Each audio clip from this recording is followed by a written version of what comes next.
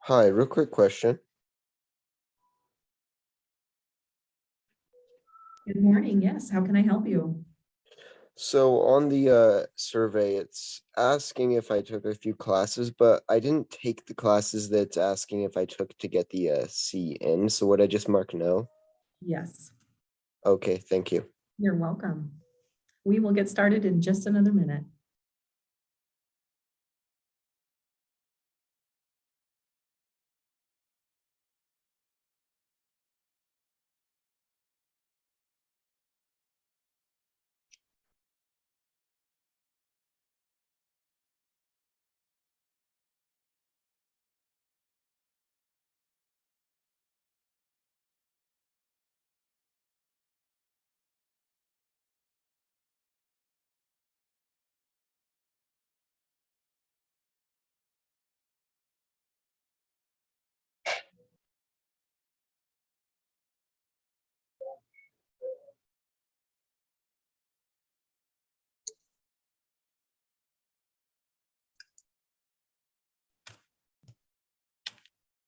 Well, good morning, Bengals. We are so excited that you are here with us today to attend new student orientation.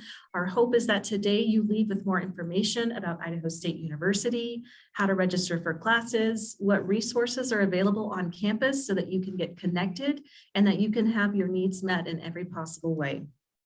So I'm going to introduce our president, President Kevin Satterlee. He's going to speak to you for just a few minutes and give you a welcome, and then we're going to do an overview of the day after that. Some housekeeping items before we get started. Please make sure that your microphone is muted if you are not speaking so that we don't get feedback. If you have questions, please put them in the chat. You can chat to everyone or you can chat me privately. Choose Stacy Phelan if you'd like to chat me privately. And we will continue from there. So without further ado, I would love to turn it over to President Kevin Satterlee. Good morning, thanks, Stacey, and good morning, and welcome to all the newest members of our Bengal family. The great thing about new student orientation is that you are about to start a journey that will, and in fact is designed to be life-changing for you. Because higher education is about helping you change your life, about helping you live that better life that higher education promises. It's not only about giving you the tools to go out and get the job, because yes, we will do that so you can get the job and you can make that good living. It'll do all of that. But higher education is about ensuring you have the skills and the knowledge to help you go out and change the world, to help you make our society better with you and your part in it.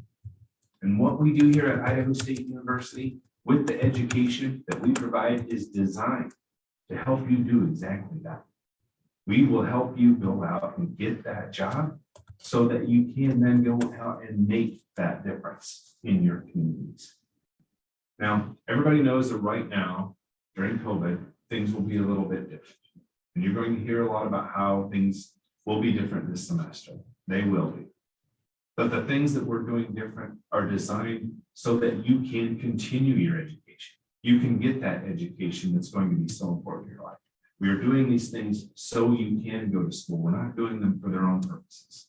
We've set up our classrooms in formats approved by health guidelines. We're meeting the latest CDC guidelines, and we're doing all of that, not for its own purposes, but so that you can have the environment where you can get the education.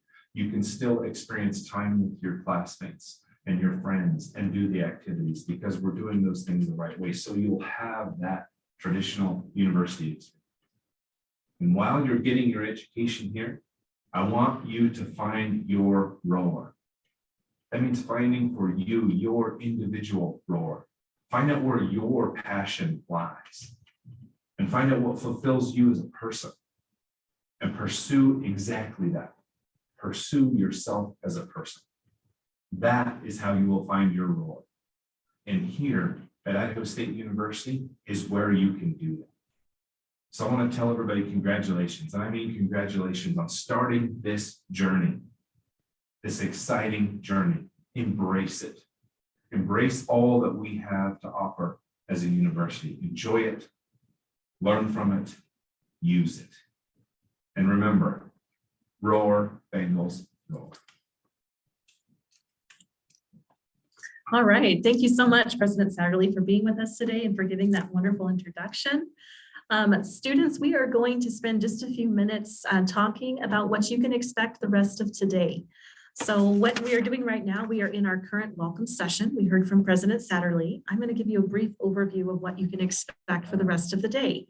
At 9:30, we are going to begin our student small groups. And so you will have an opportunity to meet with some of our staff in small groups. This gives you an opportunity to get connected with each other. Do we happen to have any parents in our session today? We didn't have any parents that RSVP'd, so I just wanted to check. If you are a parent today joining us, would you please message me so that we can make sure that we have arrangements for that parent panel to go on?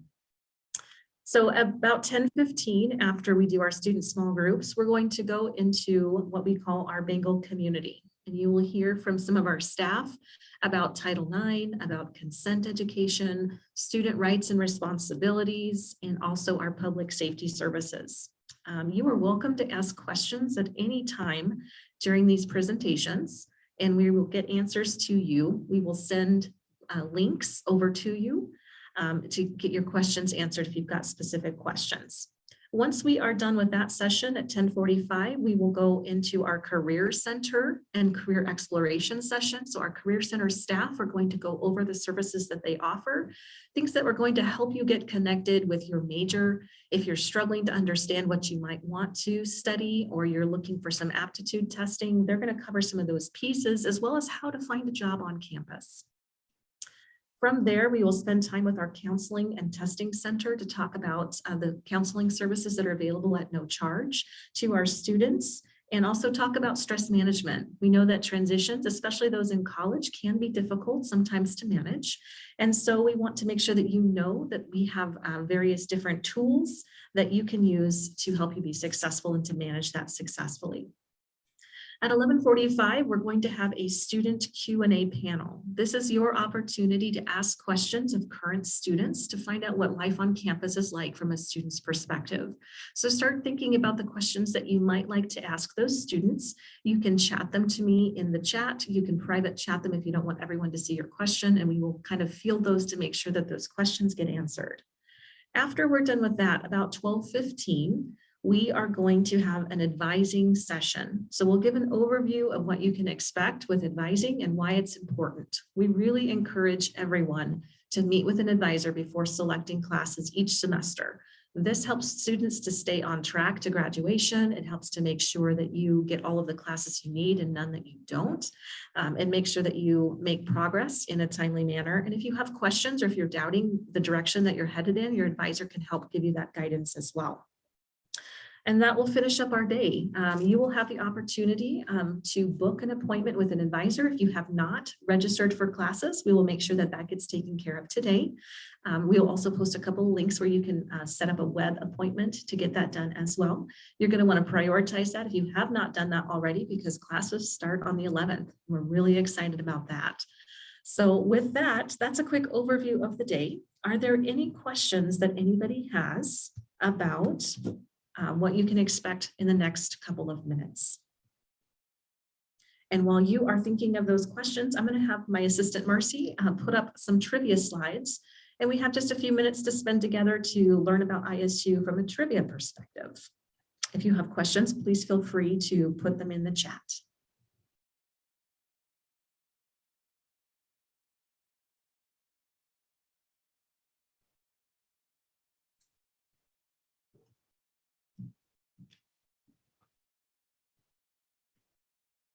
I am not seeing any questions. Don't be shy. We are here to help you guys today.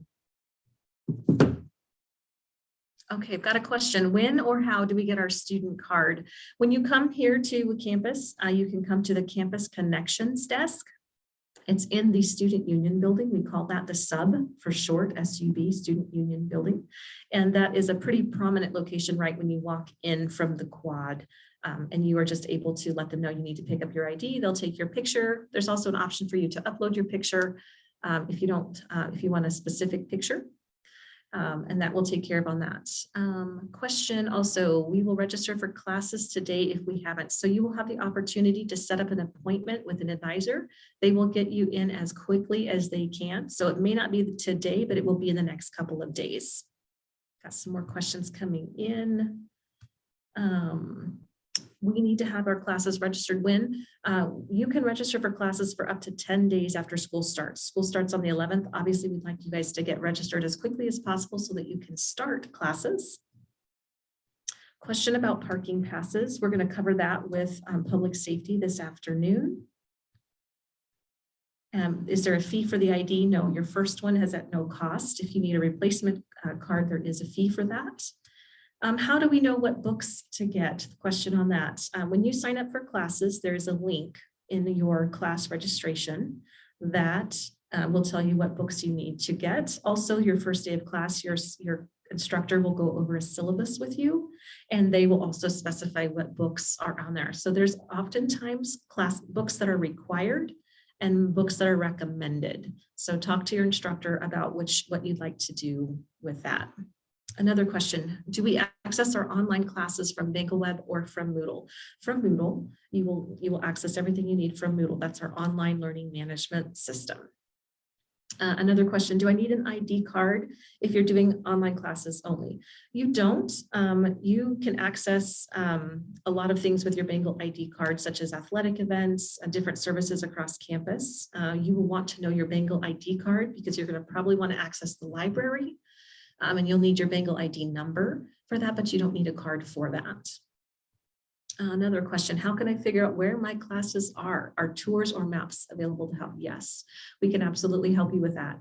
If you have questions on how to find your classes, if you want to send me your information, I will have an ambassador get in touch with you, and you can make an appointment to schedule a tour with an ambassador, and they will make sure that you walk the campus and are familiar with where your classes are.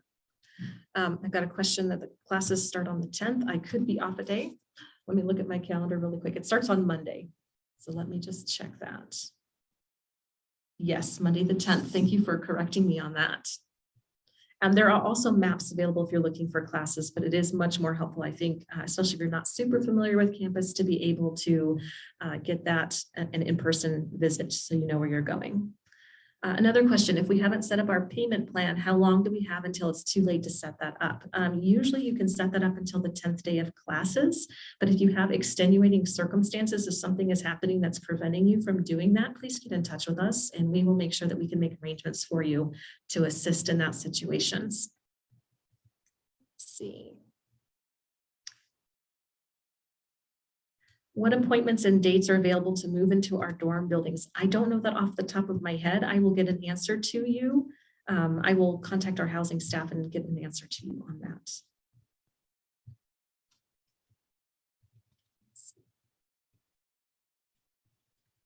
couple more questions have come up. I'm a new online student for the master's program. Do I need to attend today's orientation? You are welcome to spend time with us today. You can greatly benefit from the information we're going to share, but orientation is not required for graduate students. Another question, is Moodle set up when we set up our ISU account? I believe it is. If you are registered for classes, it should be set up and your class information should be in there. If it is not and you have questions about that, please call our help desk. It is 208-282-HELP, and they can help you with that. All right, so I think we've got to a point where we're pausing with our questions. Oh, one more just came in. If you're living off campus, how do I remove housing from the payment plan? Let me get your contact information and we will look up your account and contact you specifically. We'll talk about your unique situation in that situation. So go ahead and PM me your contact information and I'll get back to you on that. Okay, we have a few minutes. We've got about 15 minutes before our next session starts. I'm excited about that. We're going to spend a few minutes talking trivia. Got one question, Eric, transfer student, mandatory for me? No.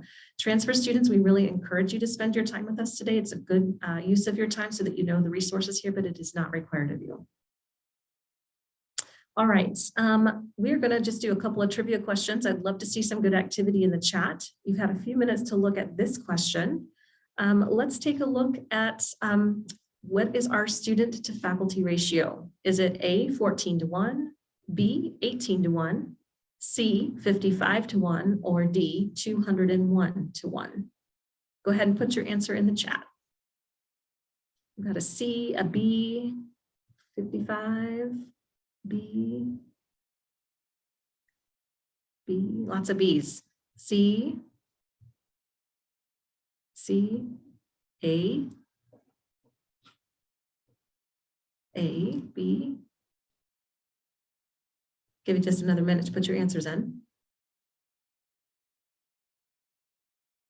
And the correct answer is A, 14:1. We have a very low student to faculty ratio. That is a great experience for you as students to make sure that you have the opportunity to get to know your faculty. And I really encourage you to spend time getting to know your faculty. They want you to succeed. They are here to make sure that you are successful in your studies, and they are so pleased to talk to you. If you have questions about assignments, if you're struggling, if you have extenuating circumstances, please develop that relationship with your faculty early and talk with them often. You will greatly benefit from that, and your faculty are very happy to help you. So don't ever hesitate to talk to your faculty. All right, next question. What year was Idaho State founded? A, 1913, B, 1964, C, 1925, or D, 1901? C's, D's, A's.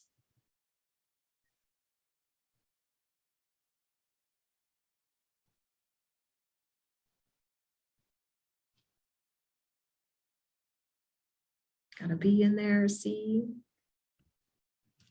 The correct answer is D. Idaho State has been here since 1901. We have a very unique history about how we got started and various different iterations. If you ever have the opportunity to learn more about Idaho State's history while you're here, I would encourage you to do so. It's fascinating. Next question. All right. What is the name of Idaho State's award-winning mascot? Is it A, Buster, B, Benny, C, Bobby, D, Sir Benjamin Bengal? Seeing B's and C's. Lots of B's and A in there.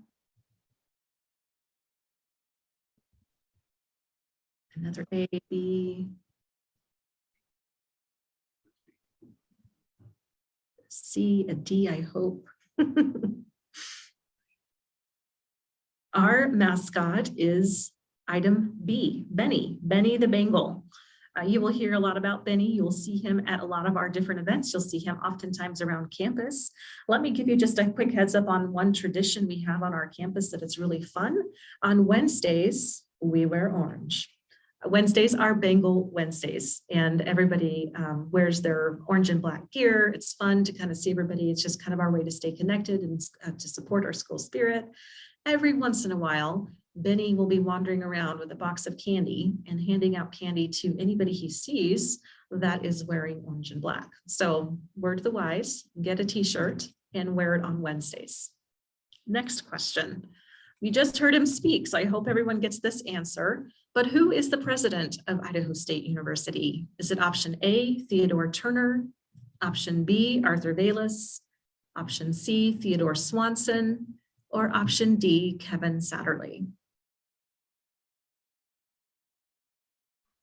I am seeing a string of right answers. You are absolutely correct. Item D, Kevin Satterlee.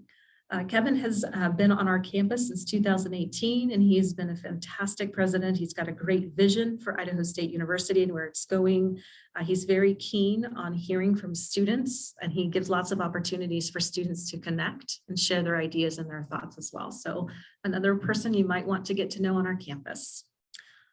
Next question. What is the oldest building still standing on our campus? And this can be a little bit tricky. Is it A, the Rendezvous, B, Gravely Hall, C, Swanson Hall, or D, Fraser Hall? Seeing some C's, B's, D's. Lots of D's, B.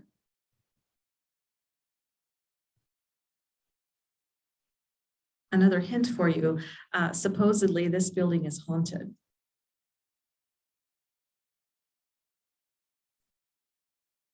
I'm not seeing any more answers coming in, but the correct answer is D, Fraser Hall. It is the building that is pictured here in this picture. It is a white building on campus, and we have a lot of performing arts venues. Sometimes I think a lot of people may have attended the Nutcracker here a time or two, but we hold classes in this building, and it's a really beautiful building on our campus.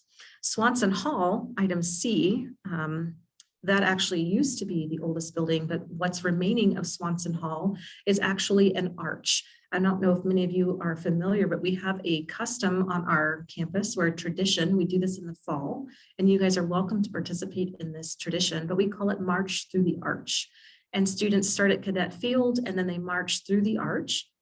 And the reason that we do this when you're a new freshman, because you are going through Swanson Hall in one direction. And then right before graduation, we have a tradition where you walk through Swanson Hall the other way, the opposite way, and that signals the beginning and the end of your educational journey here at Idaho State. So just some fun facts there for you. Next question. What is on top of Red Hill? Red Hill is a hill in the middle of our campus, and we have something at the top of it. Is it A, a bronze Bengal statue, B, a sundial, C, a spruce tree, or D, 4 pillars?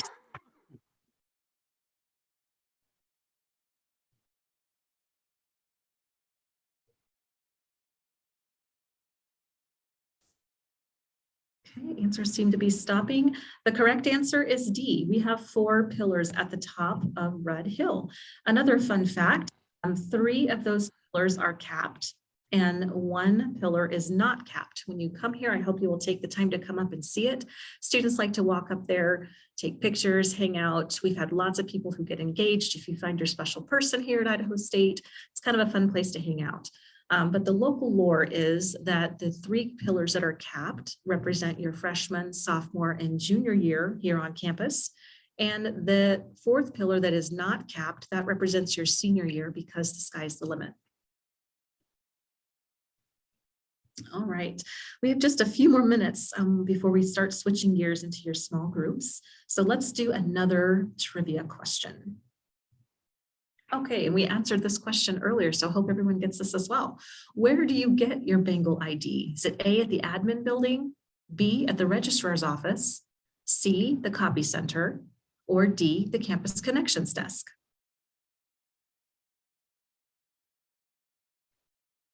Seeing lots of right answers here. This is excellent. Very good. We absolutely do get our Bengal ID at the campus connections desk. All right, we are going to switch over to another question. How many clubs and organizations do we have on campus? This is important because clubs and organizations, when students get involved and get connected on campus, they tend to be more successful. So we really highly encourage everybody to get involved with clubs and organizations. So do we have A, 75, B, 150, C, 200, or D, 125? And before I answer this question, let me just share with you, if by chance you don't find something that you're interested in that's currently available as an active club, you can create any club organization that you have an interest in if you have students that are also interested in this. So please be familiar with our Student Involvement Center so that you can have access to interesting things that you're interested in participating in. But the answer is B, 150. I think we have time for one more before we do a transition here. So what's one more trivia question? Okay, question here. How many academic program options do we offer at ISU? Is it A, 100, B, 150, C, 200, or D, more than 250?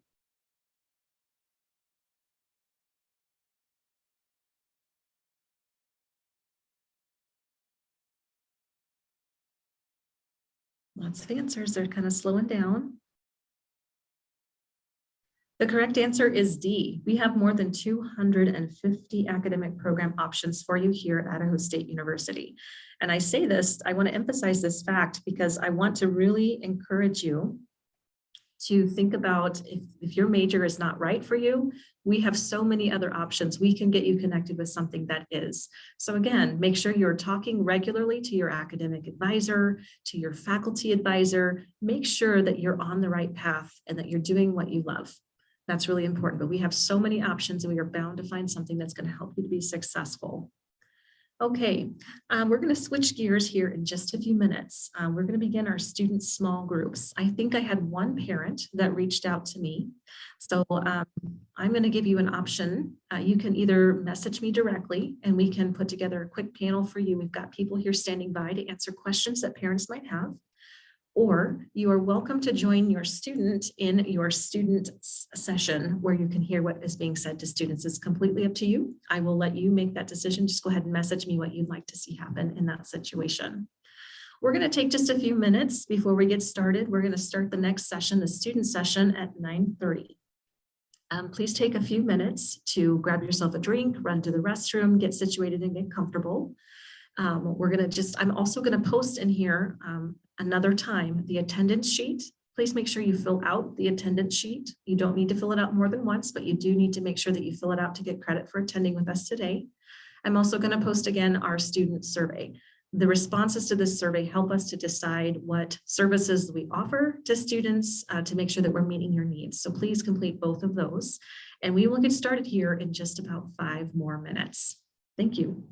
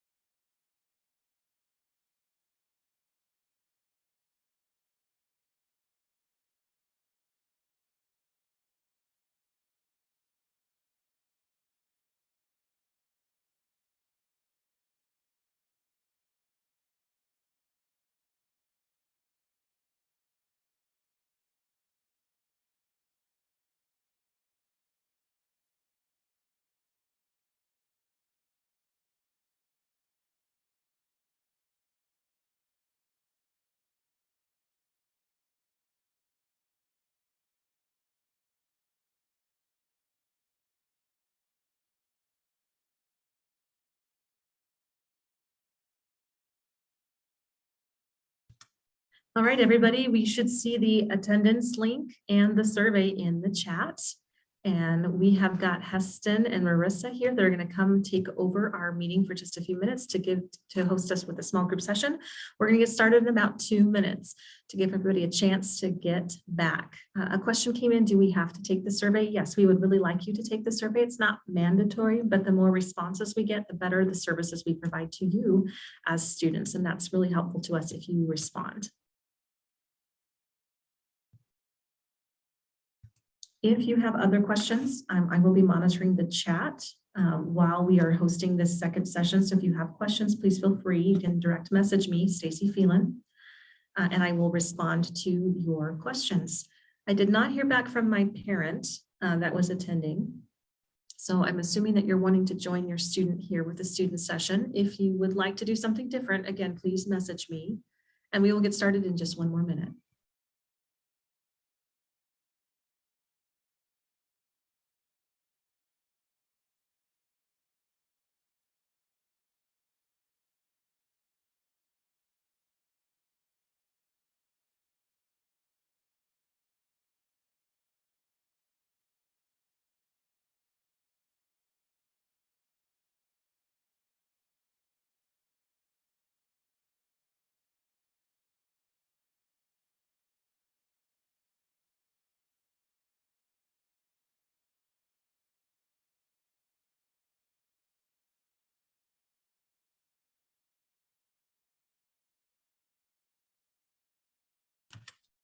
All right, everybody, it is 9:30.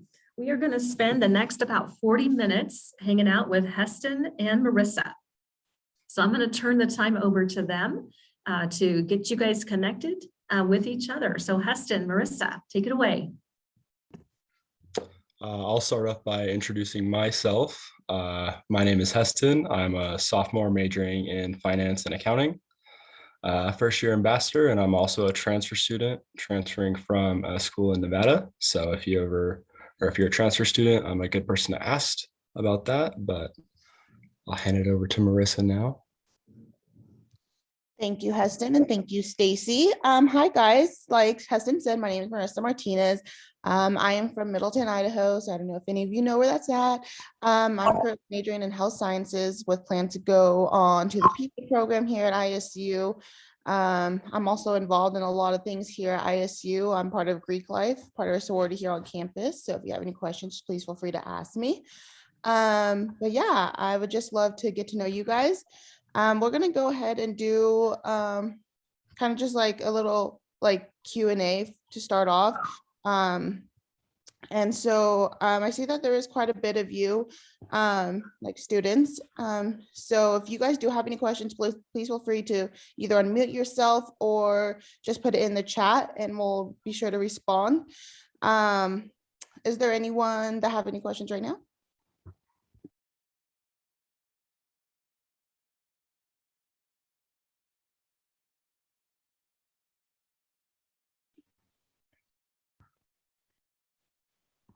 We can also go ahead. I know there's quite a bit of you, but does anyone want to share what they're like majoring in or what they're most excited about coming to ISU? You know, anything, any question or anything that they're excited for, looking forward to as an incoming student?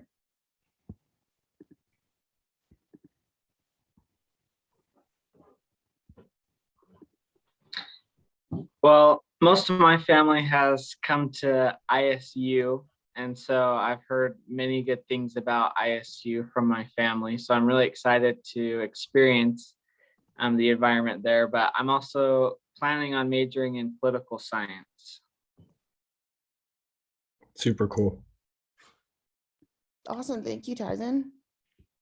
If anybody has any questions, feel free to ask. No question is a dumb question. Better to get it out than be lost on the first day. So I see that someone said, where do we learn more about work study? And that works. So that's a really good question. Do you want me to take it, Heston? Yeah, you can take it. Okay. So I actually have a work study job right now. I'm working for Trio as a peer mentor, and that qualifies me for work study, or that's a qualifying work study job. So how you get work study, that is within your financial aid. It also they kind of depend on your financial aid and how that is all set up, and if you do get financial aid and if you're eligible for work study. So I would go to your Bengal web and look on your financial aid status and see if you are eligible for work study first. However, if you're not eligible for work study, no worries. We still have a whole bunch of jobs on campus that are not for work study. Yes, I see that Stacy just put a link in there. Thank you. And so if you don't qualify for work study, don't worry. We have a whole bunch of other jobs, and we have our on Bengal web, we have a website called Handshake. And so that's also where you can go to see all the eligible jobs here on campus. However, if you do come onto campus, there's signs everywhere that looking for jobs, and so there's lots of opportunities here on campus. But I would go and check your financial aid first, and then go to Handshake and check if there's eligible jobs for work study. Yeah. If you guys have any questions about like student life or any questions about any events, feel free to ask too.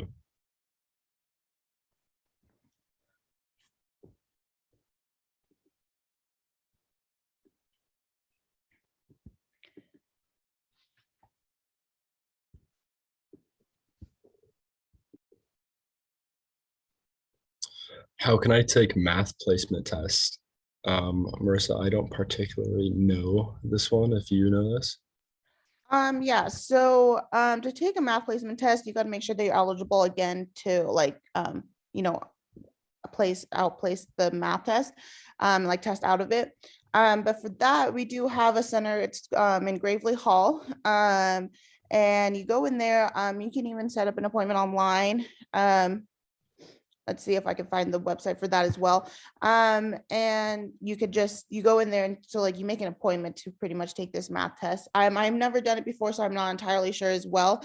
But I just know that's where you go as well. And I can see that Stacy, for you, Joshua, she put a link there. And you just go and pretty much take that test, and if you place out of it, then you can continue on with a higher math.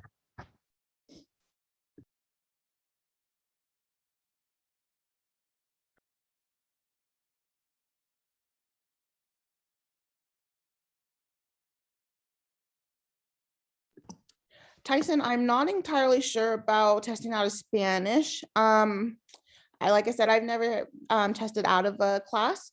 And I'm not sure if Heston has either. And so I can definitely look that up for you if you just give me a sec.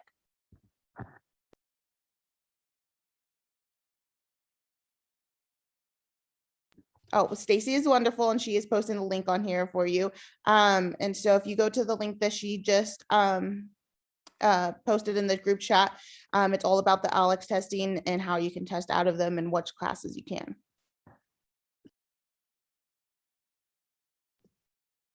Also, while I was in here earlier, I heard Stacy mention Bengal Wednesdays. Bengal Wednesdays are a big thing on campus too.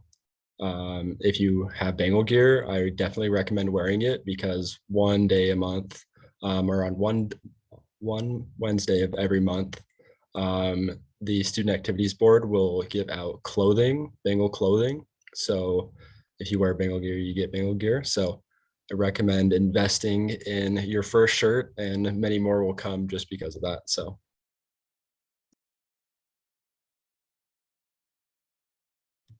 I'm going to just jump in here really quick. I got a quick private message about whether or not general education was available online. And I just want to put a quick plug in that yes, many of our classes are available online. When you are registering for classes, you can actually sort by your preference. If it's online or in person, we have multiple campuses. So you're going to want to pay attention to that too when you register for classes, to make sure that if you only want to take classes on the Pocatello campus, or only want to take classes in Meridian or Idaho Falls, you can sort by that when you're searching for classes. Thank you, Stacy. If you guys still have questions, we will continue to answer those questions for you. And please feel free to ask any questions at any point, but let's just play a little game if that's okay with you guys. So we're just gonna kind of play a get to know you game. Does everyone know how to work the like reaction features on Zoom?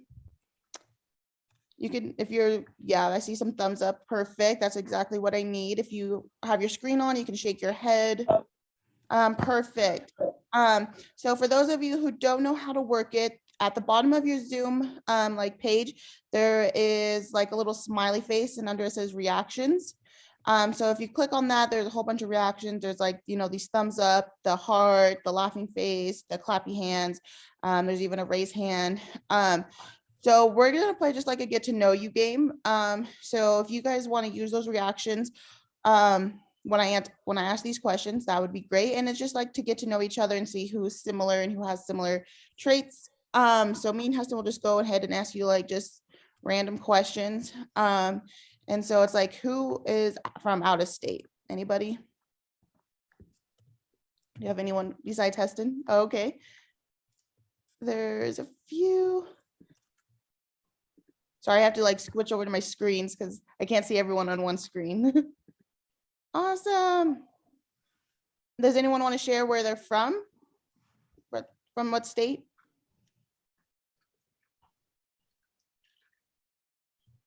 Wyoming. I see someone put Wyoming in there.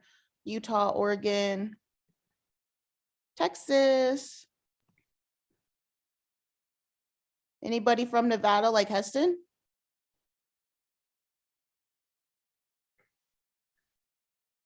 That was the next thing I was going to ask, is anybody an international student? Yeah. And somebody said they are. Where are you from? That's awesome. Perfect. That's so awesome, guys. Well, welcome to Idaho and ISU. Has anyone asked another question? Oh, South Yeah. Korea. Wow. Wow, awesome. Yeah, so being that it's winter time, give a thumbs up if you guys like outdoors activities like snowboarding, skiing, and then I can talk more about it after that. Sweet. A ton of people love it. So being that we are in Pocatello, get quite a bit of snowfall every year. Just around the corner from Idaho State, we have a little skiing area called Pebble Creek. Through the Outdoor Adventure Center, you can get a season pass for a discounted student rate. I think it's like half of what they actually advertise if you're not a student. So it's a great way to go and hang out with some friends. It's like super close to campus, 15, 20 minutes away, just as you're heading towards Lava Hot Springs. But I definitely recommend going up there night skiing with some people you meet, or even just going up there alone, because everybody that you're going to meet up there most of the time are students just looking to meet friends too. Thank you. Next question is going to be, is anyone interested in like Greek life or joining the club or organization here on campus, or interested in being involved? You can just raise your hand, thumbs up, whatever. Few people I see. Awesome. So I'll just go ahead and speak a little bit about being involved here on campus, as well as like Greek life, since I am part of a sorority here on campus. So a little bit about our organizations in general. We do have over 150 clubs and organizations here on campus. And so there, like I said, 150. So there's a whole bunch for everyone and anyone to join. And however, if there is not a club here on campus, you just need 9 other people and you can make your own club here on campus. But a little bit about Greek life. We do have 4 sororities, 2 fraternities here on campus. And so I know they're not like, they're not traditional, like we have Greek houses or anything. So it's a little bit more club based, but you still get the Greek life experience here on campus, to be with brothers or sisters. And you just do a lot of fundraising. And so if you're ever interested in that, you can also go online. We do have our like ISU like club and organization. So you can see the whole list of all the clubs and organizations that we have here at ISU to join. But like I said, we have like anywhere from like more like major specific like pharmacy clubs, business clubs. We have like health association clubs. And so there's a whole lot that are geared towards like your academics, so you get to meet other people that are in that same major or same career path, and so you can get together, and study or whatever it may be. But otherwise, there's other like fun ones. We used to have we have like a gamers club, and then we used to have like a grilled cheese club. Can you think of any others, Heston? I drawn a blank. There's baking clubs, Oh yeah. pottery clubs. I mean, there's really something for everybody. Yeah, and so there's a whole bunch of clubs. So if you guys want to join and get involved here at ISU, I highly recommend it. Getting involved is the best way, especially to meet new people. If you are here from out of state or you're just coming here with, by yourself, you didn't like no friends or anything. It's a good way to make friends. I came here from my high school, not really knowing anybody. And so I got involved and that's how I made all my friends today. So I highly suggest getting involved in clubs and organizations, whether you think you can or can't. So yeah. Yeah, I also definitely recommend getting and going to events. Those are probably one of the biggest things where if you're an incoming student, that's where you're going to meet the most people at. If you want to know everything, there is a activities calendar board online. There's also one in the student union building on the second floor where you guys are going to pick up your Bengal ID at. And it's like a virtual TV up on the side of the wall. But that'll list everything student event related that's going on, basketball games, any sports events coming up. The next few months is going to be indoor track events. So there's a bunch of stuff you can go to, and a bunch of new events that the student activities board is going to put on after the start of the year. So I'd be watching out for those too.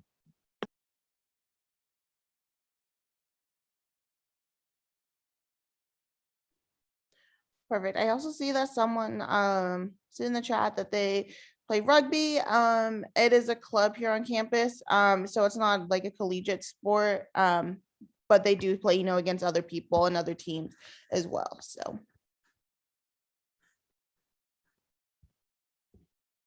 do you want to kind of talk about the sports, Heston, since it's about baseball and stuff a little bit? Yeah, I mean, I think club sports are pretty cool. I've heard a few of my friends of friends playing on the rugby team. A little bit about the club sports.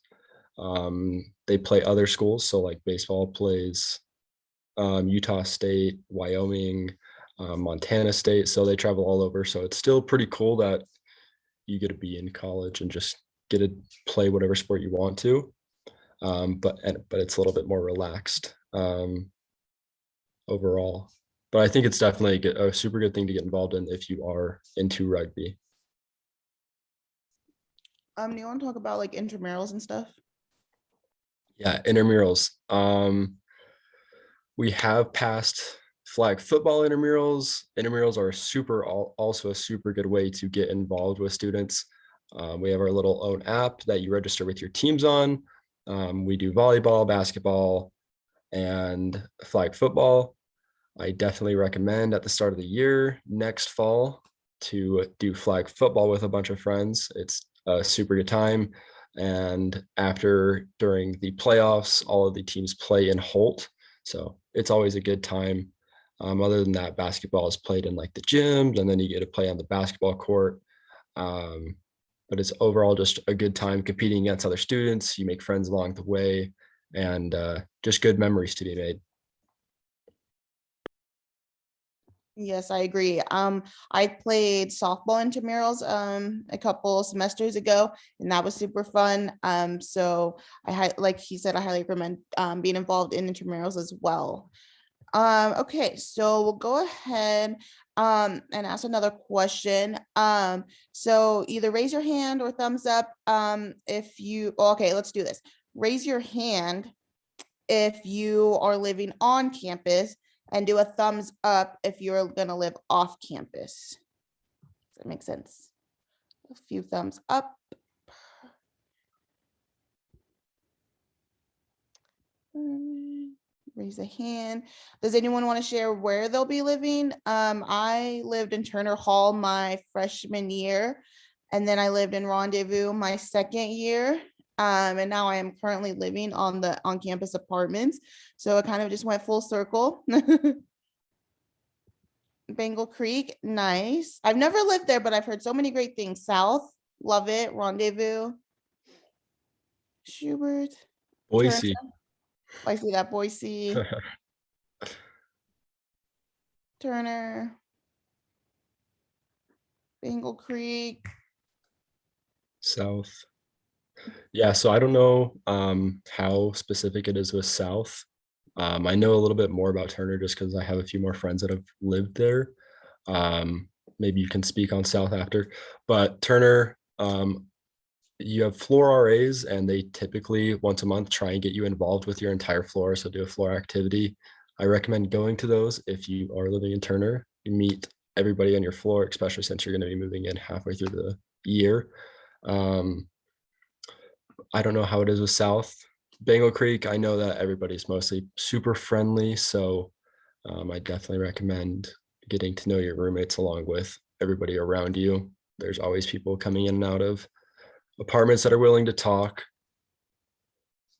Rexburg, off campus with a roommate. Sweet.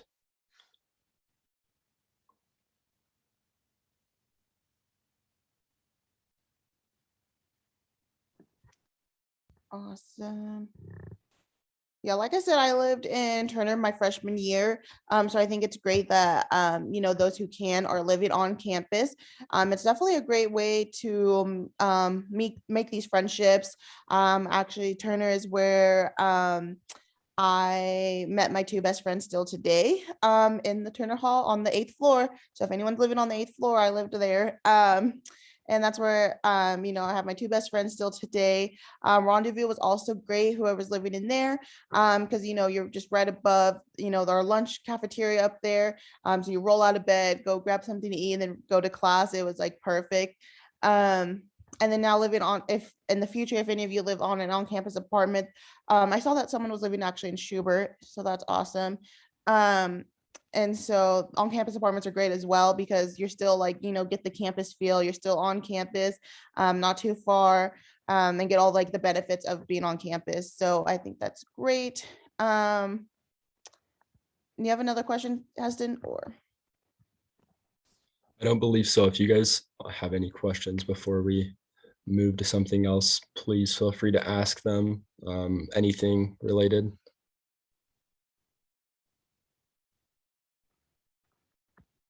Yeah, and also congrats. Welcome back to school. It is never too late. How do we get signed up for intramurals? Good question. So when an intramural season is coming up, it will be announced literally everywhere. A super good page to follow is ISU Students on Instagram. They will tell you everything coming up in the week. They give you reminders of current events on campus, as well as intramurals that are going to be coming up. So what are intramurals? Yeah, so feel free to follow ISU Students. It's a super good page to follow, especially for intramurals. Whenever they do come up, they will post links to the website where you can sign up as a team or find teammates. What are intramurals? Intramurals are competitive, like volleyball. We do 4v4 volleyball. We do 6v6 flag football. Sporting events that you play with other classmates and compete against other students as well. What is our student email? Oh, yes. I was going to just add on to that, Heston. Exactly like what Heston said. I kind of just more say it like it's playing a sport without the collegiate, like, commitment. Yeah. So like we have like softball and like football, but it's also like a fun activity to play with your peers, like he said. Yeah, and what is our student email? You should be able to see it whenever you log into BangleWeb. If you cannot see it anywhere on like your BangleWeb, or you haven't got an email about it to your personal email and what you signed up with, feel free to email me and I can get you in contact with somebody, or private message me, sorry. I see that we had another question about dietary restrictions for the meal plans. And I'm not entirely sure about that. I know we do, like in our cafeterias, there is like certain stations that don't have gluten for if you have that kind of restriction. So there is, like, we do take in consideration about the dietary restrictions. However, with our meal plans, it's kind of just an overall like package deal. And so like, but there is like locations on campus that you can avoid these, like, whatever you need, you can't have. And so, but I know there's not like one specific for a dietary restriction, if that makes sense, if that's what you're asking. And how much are meals if you're not on a meal plan? So that's a really good question. I know I haven't ate in our cafe since, 2 years ago, since I lived on campus with my meal plans. But I know we have like our Einstein's and Chick-fil-A, and that's where I go a lot nowadays, or Rendezvous, because I'm always in the student union building. And so I know like for Einstein's, bagels can be anywhere from like $2 to like $8, depending on what you get. Oh yeah, and Stacy added a link for that. And then like for Chick-fil-A, they're like regular Chick-fil-A costs. So it's like around what, $8, $9, depending if you get a drink or not, or a meal. And I know like everywhere else, I think it's usually around $8, but I don't quote me on that. That's how it was, at least when I was, freshman. So, but yes.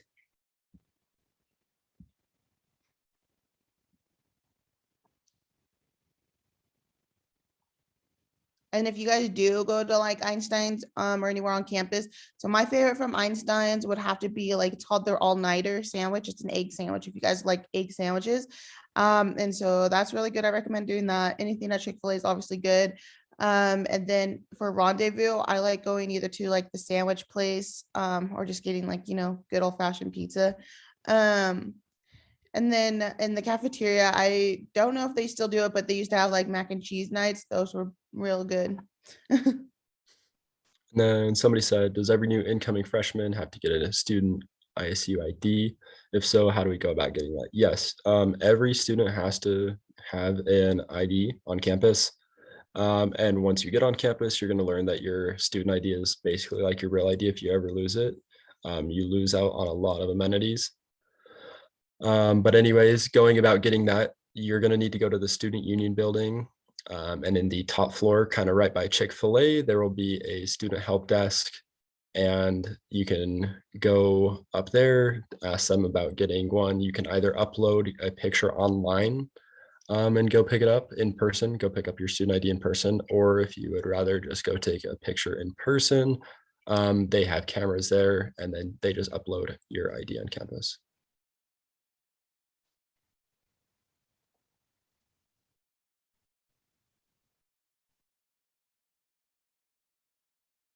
If we live off campus and take online classes, would we never need an ID?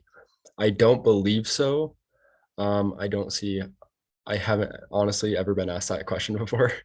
I don't believe you would need one unless you're coming for exams or you're coming in for a proctor test where you need to get access into a building. Exactly like what Heston said. That's what I was gonna say. Usually for like proctored tests, they'll like make you hold up your like if it's like a proctored test online, they'll make you hold up your Bengal ID just to validate who you are. And so yeah, exactly what Stacy said. You may not need the ID, but you will want to know your Bengal ID number. You will need this access to like the library online and stuff, as well as like if you do live on campus. I mean, you don't need it for anything else, but you can also like if you want access to like football games, any athletic events, any like orchestra or symphony show. But yeah. other than that, it's not, too necessary. Just know your Bengal ID number. Now that we're on the topic of Bengal IDs, your Bengal ID is like your real ID when you're on campus. If you want to get into any sporting events, intramurals, you have to have your Bengal ID on you. When should we pick up the ID? As soon as you possibly can, honestly. I do it before the first day of classes if possible. On your first day of classes, you might need to gain access to a building. And that would be a pain to have to do all that right before your class, but you can get your ID anytime you really want to. Yeah, but your ID gets you into all sporting events, football games. There's actually an apparel store in town called the Orange and Black Store. And if you have your Bengal ID, you can go there and you can get discounted clothing, ISU clothing. Our sporting events and school-related performance is free for students. Yes, all sporting events and school-related performances are free for students. For the most part that I know of, every symphony and band event that I've went to has all been free. So I believe those performances are free. I don't 100% know on any specialized ones. Anything that is put on by ISU is free for students as long as you have your Bengal ID. Anything affiliated, so we do like monster jams in Holt, and there's rodeos and a bunch of stuff like that. So if it's directly affiliated with ISU and put on by ISU, then you don't need to pay. But if it's just affiliated and being put on by a third-party source, then it will be paid.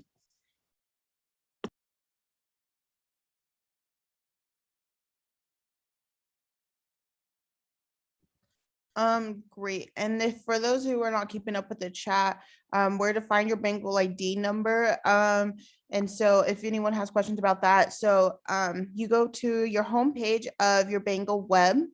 And on the homepage, it should be on the left hand corner in the top, and it just says your Bengal ID and that series of numbers.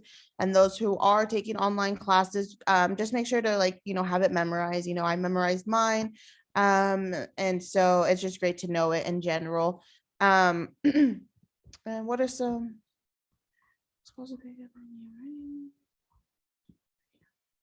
sorry, a load of questions just came in and I'm reading them. To answer Cassie's question, Yeah. Okay. yeah, you will need to get an ID card if you want to go to events. I mean, you don't need one if you want to pay for them. You will need to get one. Yeah, you will need to get one if you want to get into events for free.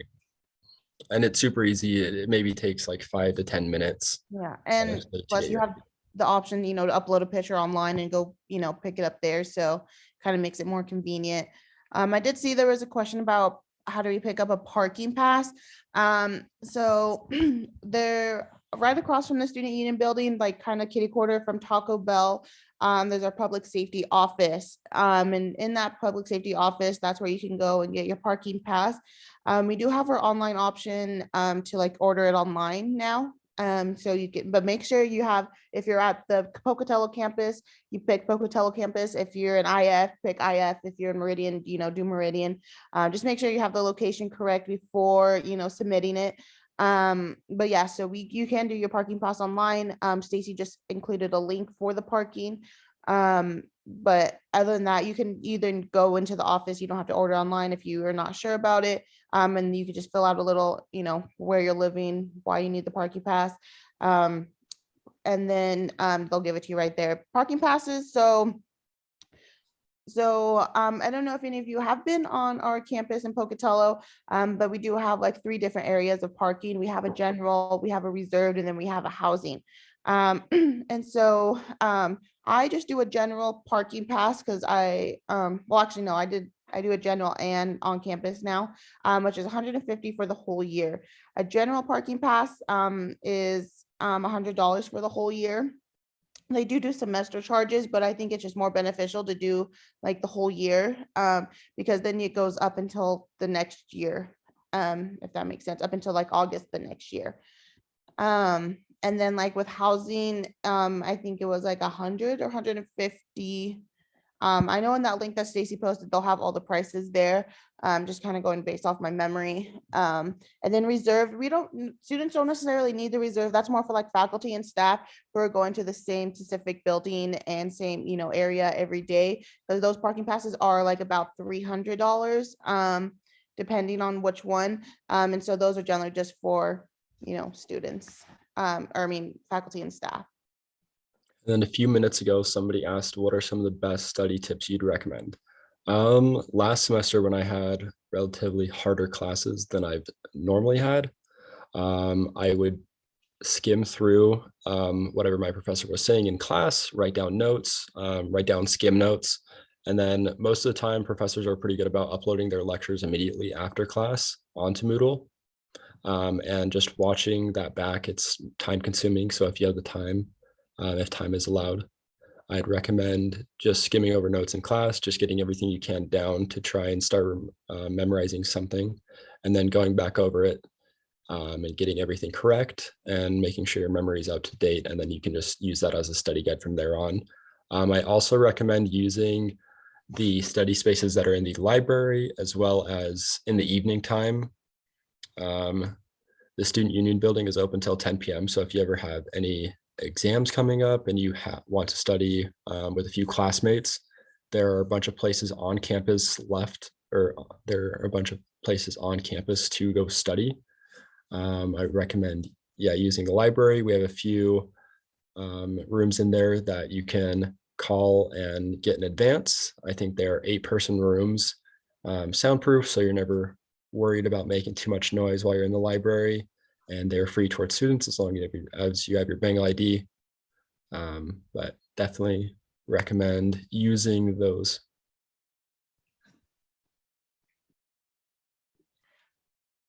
Yes, perfect. Thank you. And so we're about coming up to closing time.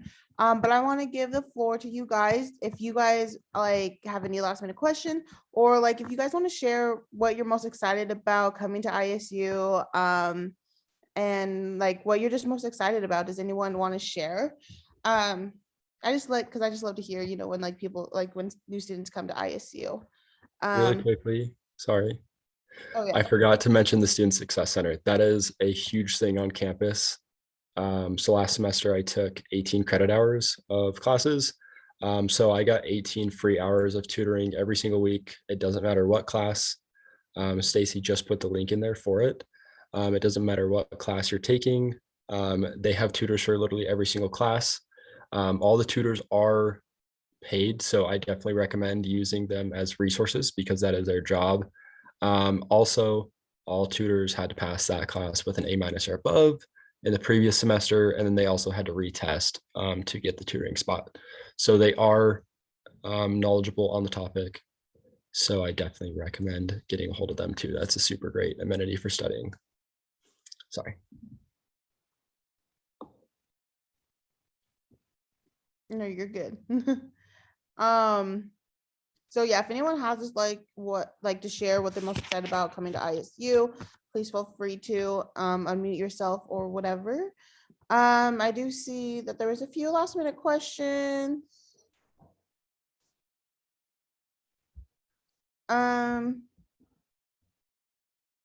Yes, there is a daycare, and like Stacey said, she'll post a link for that.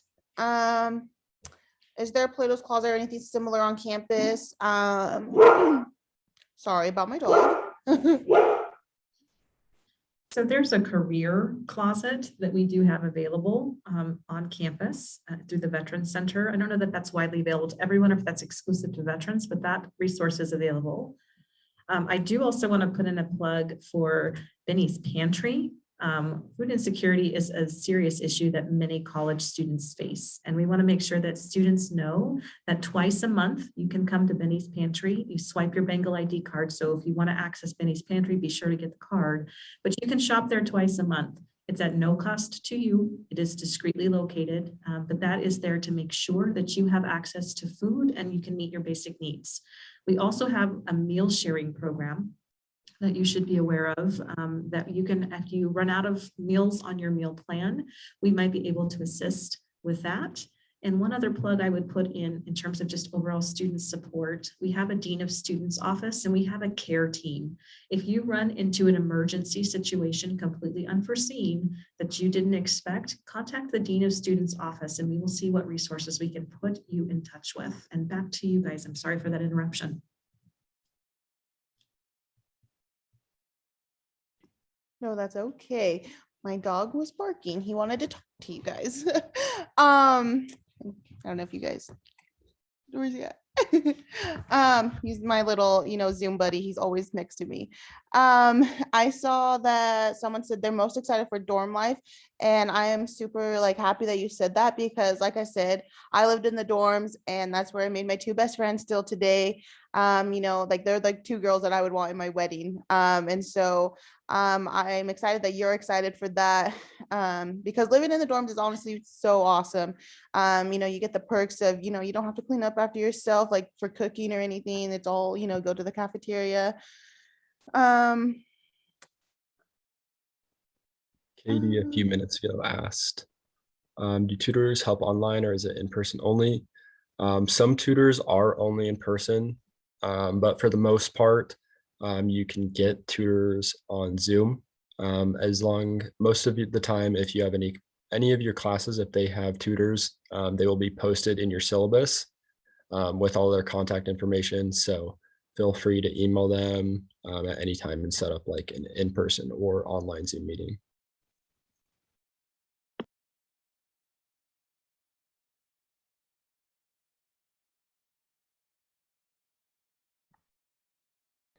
I see that someone said, where do we upload the picture for the ID? Stacey posted the link a while ago. And then she posted it again. So there should be a link, that link right there. You can go, and then if you go to where it says upload your picture or Bengal ID, then you can go and upload your picture. Just make sure when it is the picture, if you can't just have any picture, you can't have a picture off Snapchat with filters. They're very specific about the picture and what you upload. And it will tell you as along with what the requirements are. So just to be aware when you guys go to do that. But yeah, is anyone else, anything else that they're looking forward to? I know when I was a freshman and coming to ISU, I was just I'm from the Boise area, so 4 hours away from Pocatello. I'm actually back in Caldwell right now. And so I guess I was just most looking forward to kind of getting away, being my own person, being kind of independent. And so I don't know if anyone else is kind of in that same boat. Far enough away from home, but close enough that I can come back home. And so I know that's what I was looking forward to, as well as just starting my next chapter and adventure here at ISU. And now here I am 5 years later and love it. Oh yeah, and so the generals, but yeah, and so it looks like our time is up, guys. And so I hope that you guys, got all your questions answered, and enjoyed being with us here today. And if I do see some of you on campus, don't be afraid to say hi. I would love meeting new people, but thank you guys so much. And yeah, Heston, do you have anything to say? Other than introducing yourself, and don't be afraid to introduce yourself. If you have any questions on the first 2 days of classes, can't find a class, all of us student ambassadors are located in the bottom of the student union building in the welcome center. If you have any questions, can't find a class, need someone to show you, give you a small little tour, feel free to go in there, ask for an ambassador to show you around. We're always more than happy to. We definitely understand the fright of finding classes, so feel free to reach out. Thank you so much, Heston and Marissa. I appreciate you being here. And I just want to call something out. Heston and Marissa are ambassadors. They're student ambassadors. They are students that are wonderful and they assist other students in a number of ways. But this is another job opportunity on campus. You get a half tuition scholarship to be an ambassador. There is a process that begins in the spring. Correct me if I'm wrong, Heston and Marissa, the spring, where you would actually apply to be an ambassador. But if you're outgoing, you like connecting with students, you like helping students, you like participating in campus tours and things of that nature, and you're interested in earning a half scholarship, please reach out and find out information about the ambassador program. It's a fantastic program. Students really get a lot out of it. We're really proud of that program. So that's the end of our session. We're going to start moving into our Bengal community session in just about 3 minutes. So again, I'm going to give you guys an opportunity to take a small break, to take a drink, use the restroom, get refreshed, readjusted if you need to. Earlier, we were talking about tours so that you can know where your classes are. I just posted in the chat an email address, brookhaga@isu.edu.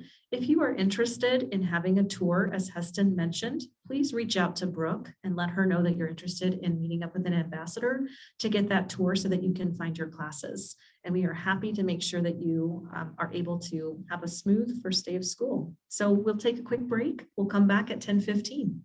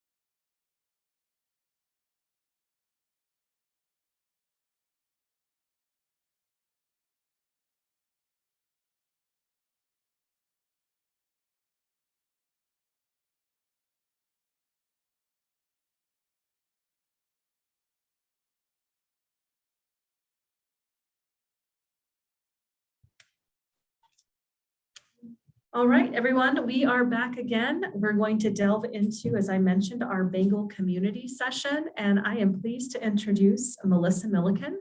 She is going to talk you through student rights and responsibilities as well as Title IX. Melissa? Awesome, thank you, Stacey. Hello, everyone. Like Stacey said, my name is Melissa. I'm the interim Title IX coordinator, and I'm also the associate director of housing. I want to talk to you first about some student responsibilities and rights. The first thing I want you to know about is the Dean of Students Office. The Dean of Students Office is located in the Student Union Building in the high-low style.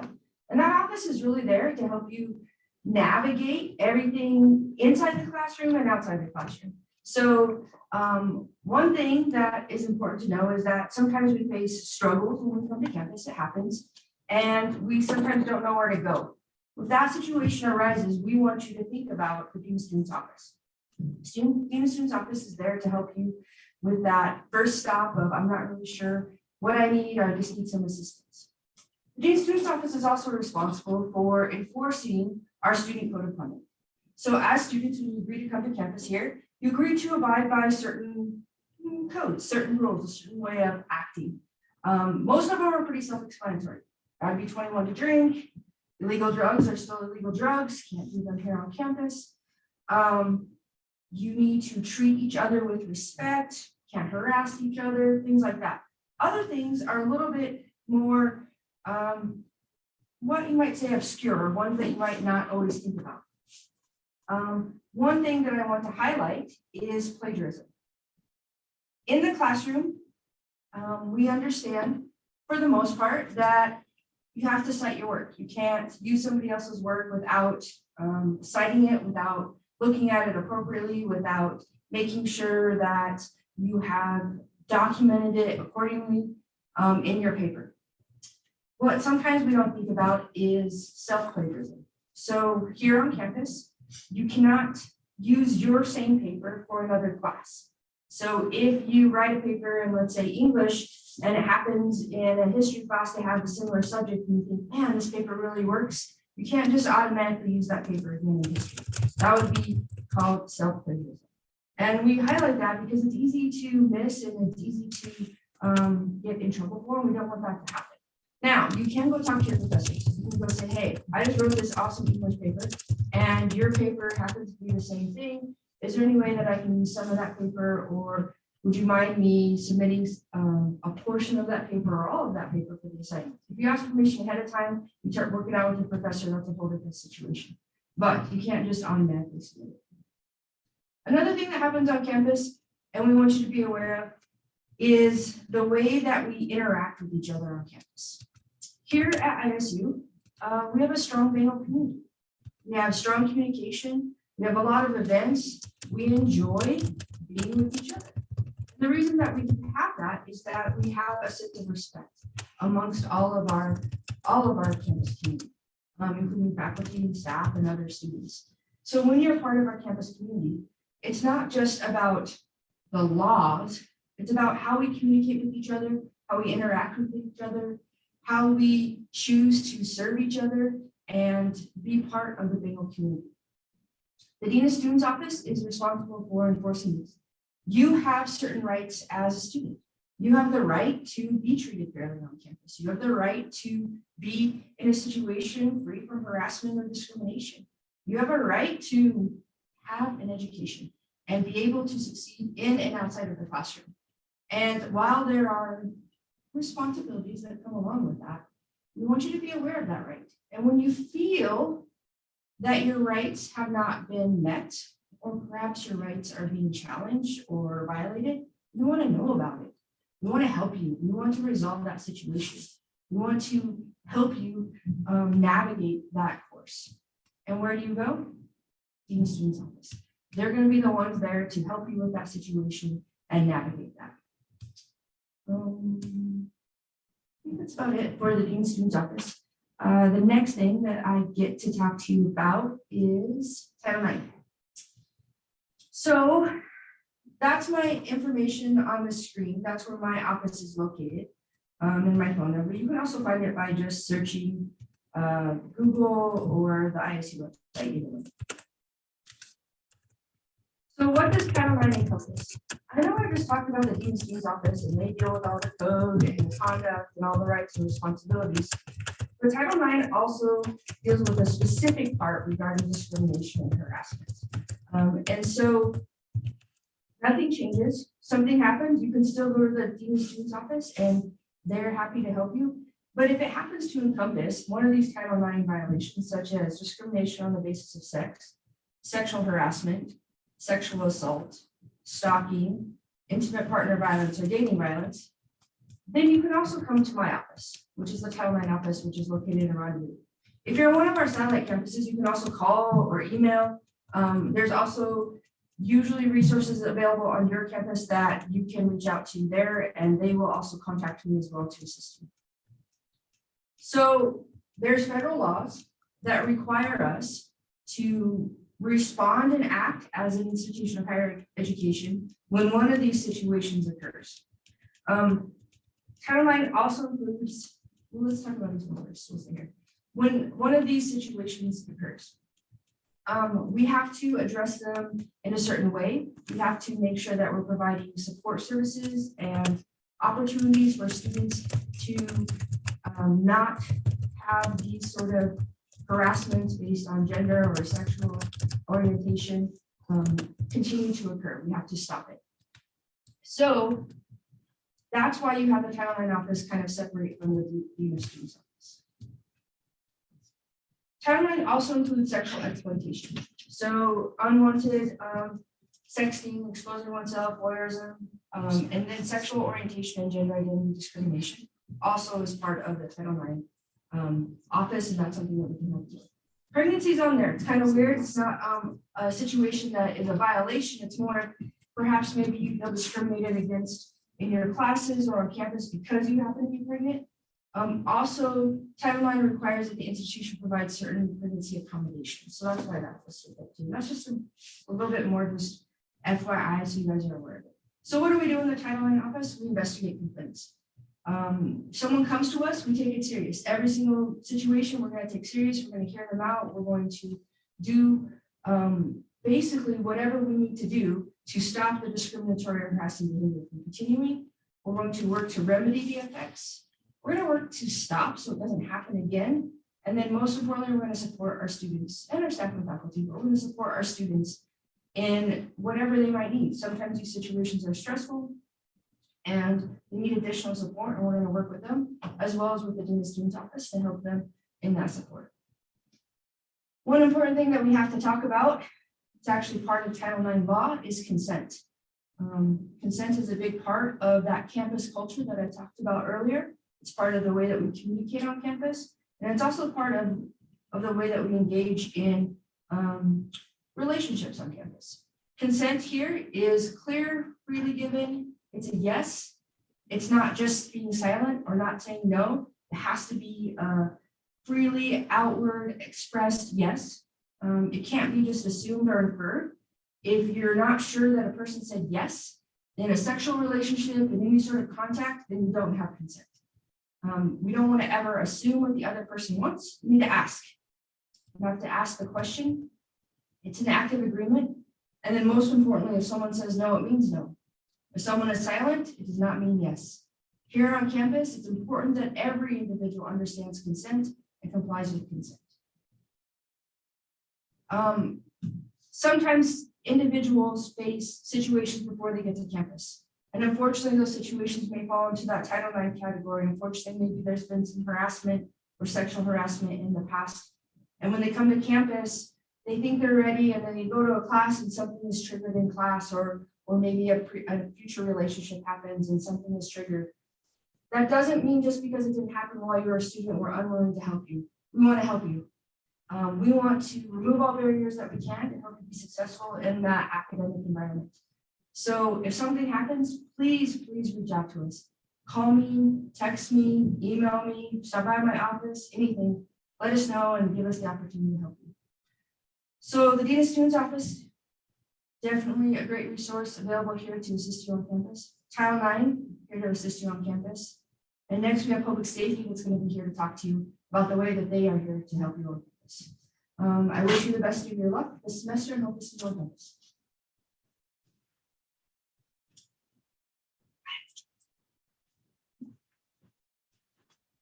Hi, everyone. I'm Sergeant Smith with the Department of Public Safety here on campus. We are a 24-hour department, and we offer quite a lot of services that are free to the students. But before I jump into that, I just want to let you know that we're a department of 10. We're on campus 24/7, and you'll see us in a variety of different, different ways that we patrol on campus. You'll see us in patrol vehicles, on bicycles, on foot. We also have a motor squad. So you'll see us in a lot of different arrays on campus. But we are here all the time, and we provide a lot of services here that are listed here on our slideshow. The first one is vehicle unlock. So we do provide vehicle unlocks for free at any time. We also provide vehicle jump starts for free. And then we do provide safety escorts. And the way that we provide these safety escorts is we have an app. It's called the Rave Guardian app. It's a free app that you can find in the App Store. It's just a blue icon with a white shield. And it's pretty simply laid out. And on that app, you can schedule safety escorts. You can call our department if you need something. You can text our dispatch center for any safety concerns that you have on campus. So it's a pretty neat app. All of our officers are trained in providing that information, how to set that up for students. We do provide card access for each building. So if you have a class, let's say in the physical science building, and you'd like to study there all hours of the night, you can be granted access to go into that building at any time, as long as you have classes there and it's approved. And you can call into our office and we can get that set up for you. We also highly recommend bicycle registration. Unfortunately, our campus isn't exempt from thefts, and bikes are one of the main things that get stolen on campus. So if you get your bike registered through the city of Pocatello or through the campus recreation area, that way if your bike does get stolen, we do track it down, we can figure out whose it is. As far as crime prevention goes on campus, the main thing that I really push for students is that you report anything that may make you nervous or make you unsettled.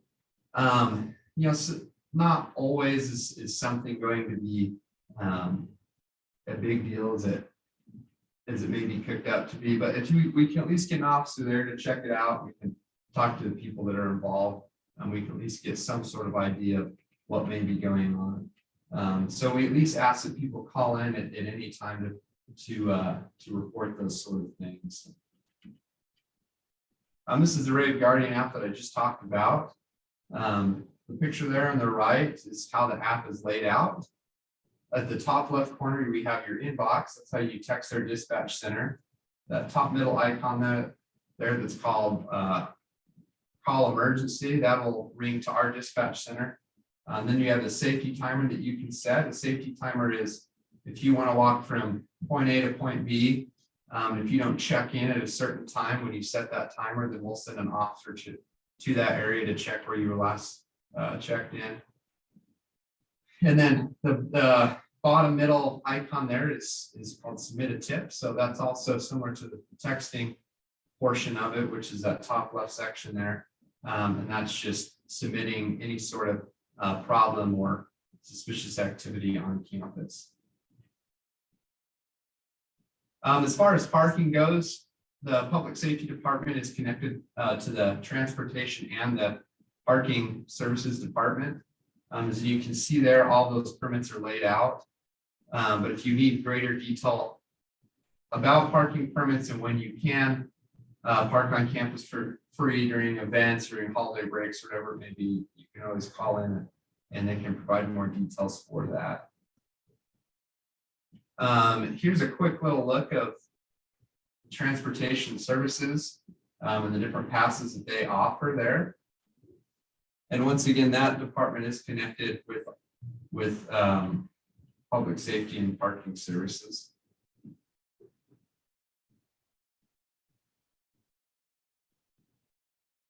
Okay, well, thank you for allowing me to take up some of your time. If you guys have any questions, please feel free to call our office. Thanks. Thanks so much. We appreciate you being here. We have a few minutes before our next session starts. We actually got through that information pretty quickly, but there's actually a lot within each of these areas with the Dean of Students, with Title IX, with public safety. So I'd like to give you guys an opportunity to ask any particular questions you might have related to those topics. You are free to make those questions anonymous by direct messaging me. We've got a request to see the previous slide. Marcy, can you put that previous slide up for us about transportation services? And the safety app was called the RAVE, R-A-V-E, Guardian app. And I really, really suggest that you guys get that app and use it. It is very helpful. What other questions do you have about public safety or Title IX or the Dean of Students Office? I mentioned earlier, I put a link in the chat a little bit earlier about student care and assistance. And I'm going to go ahead and link that again in the chat just so that you have it and are aware of it. This is going to give you information about things like Benny's Pantry and Bengal Meal Share Plan. You can request assistance with meal share directly from the link that I just posted. You can get information about Benny's Pantry. One thing I would also make sure that you're aware of is there is an emergency fund that students can access. There is an emergency scholarship. And you might also need to contact the Dean of Students Office for something like a medical withdrawal. I would encourage you to get familiar with the dates on the academic calendar. There are certain dates that you have to withdraw by in order to make sure that your transcript reflects things correctly. But if something happens in your life, if you have a medical situation that came up unexpectedly, you might need to access a medical withdrawal. So you can contact the Dean of Students office also to get assistance with that. The Dean of Students office, you can report concerns. If you have a concern with a student, with a teacher, with a faculty member, you are welcome to contact the Dean of Students office for support in those situations as well. Thank you, James. We are very serious about student safety. I think ISU is rated as the 5th safest campus in the United States. We are very serious about campus safety here. And you will find lots of resources to make sure that you feel safe on our campus. And if anything does happen, we have resources here to support you to make sure that you have that as well. I'm getting a chirping sound. I'm not certain where that's coming from.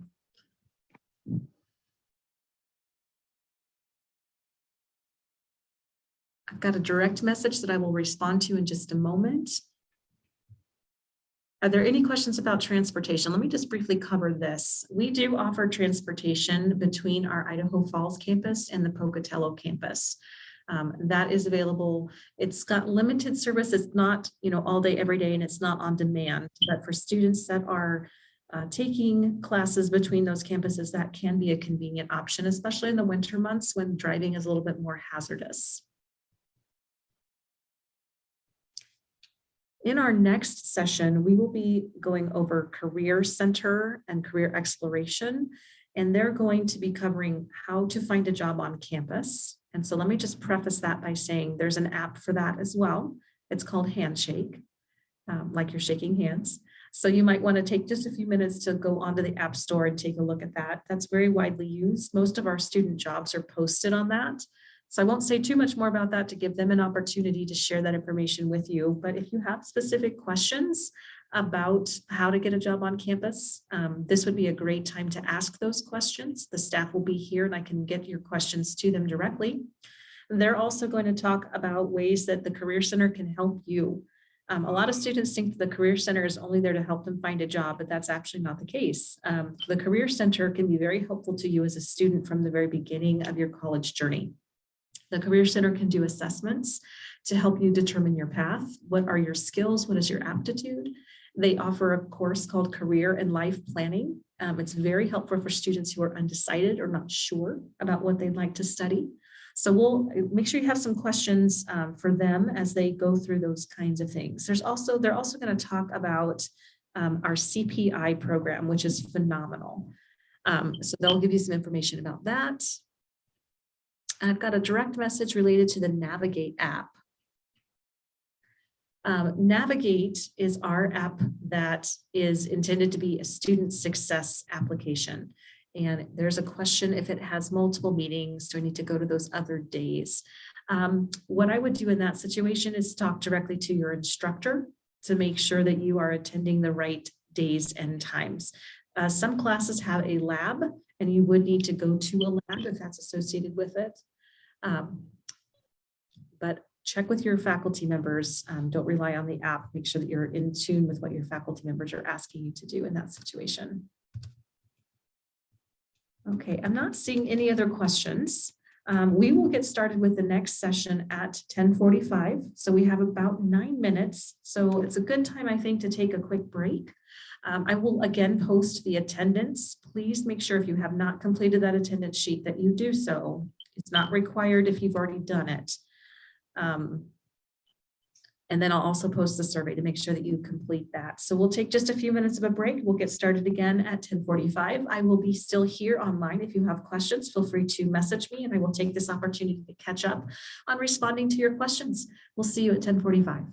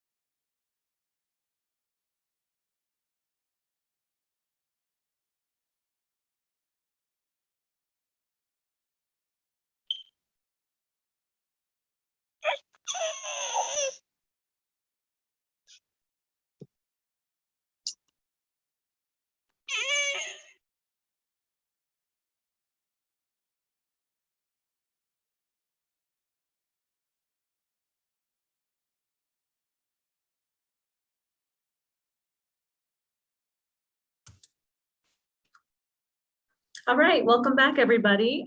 It is my pleasure to introduce my friend and colleague, Dr. Lance Erickson. He's going to give you an overview of the Career Center, and then several of his colleagues are also here with us today to talk about a number of different services that the Career Center offers. So Lance, please take it away. Thank you, Stacy. It's really a pleasure to be here with you today and to talk a little bit about the Career Center and what we do here at the Career Center to help you with students. We really want you to know that the Career Center is a service and a resource to help you not only as you graduate and start looking for full-time jobs and those kinds of things, but there are so many different things that we can do to help you as students, even early on. For example, a lot of students are not very excited, perhaps maybe on a major or a career path. And we have really fantastic career counselors and advisors that can help work with you one-on-one to help you make really good decisions. We know that a lot of students come to college and they're not maybe completely sure. They may have questions, they may be thinking, well, I might want to go this direction or that direction, but they're not really completely sure. And we have lots of great tools and resources and wonderful staff that are here to help you make a great decision. We also want to help you become career ready. That's a big, big thing that we want to help students do throughout their experience at ISU. We have a lot of great events, career events, and different things that we provide that can help students become very career ready. So when they graduate, they're ready for that full-time position, full-time job. As I mentioned, there are a lot of different tools and resources that we offer, particularly on our website, the Career Center website. There are a lot of really great resources and tools available to you right now on our website. A couple of those tools that I wanted to talk about briefly here today are some of our career guidance programs. We have a few programs that can be very, very helpful for students, either working by yourself on some of these things or working directly with one of our career counselors or career advisors.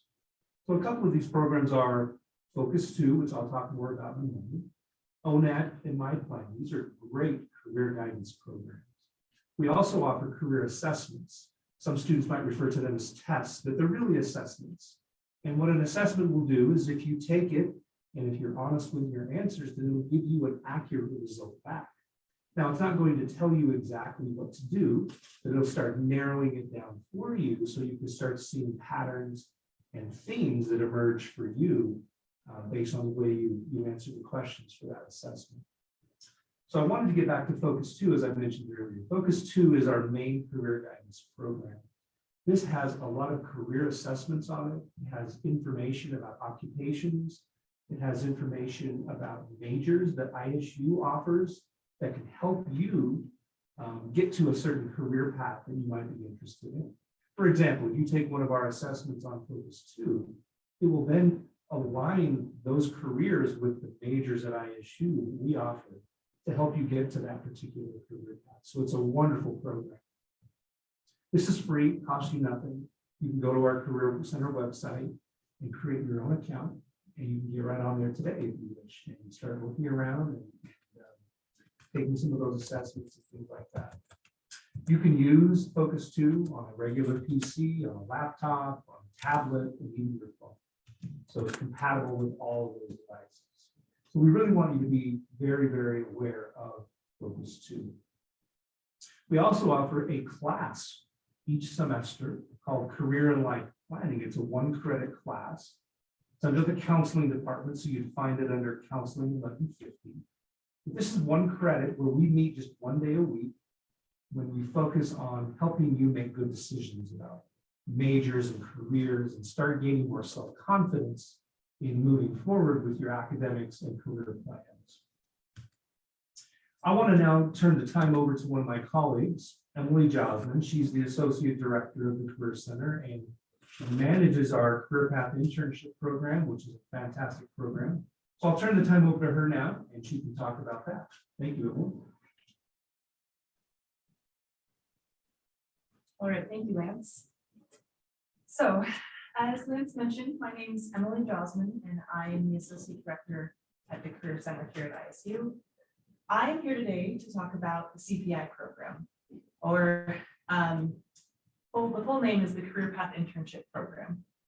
So, this program is unlike any others in the nation.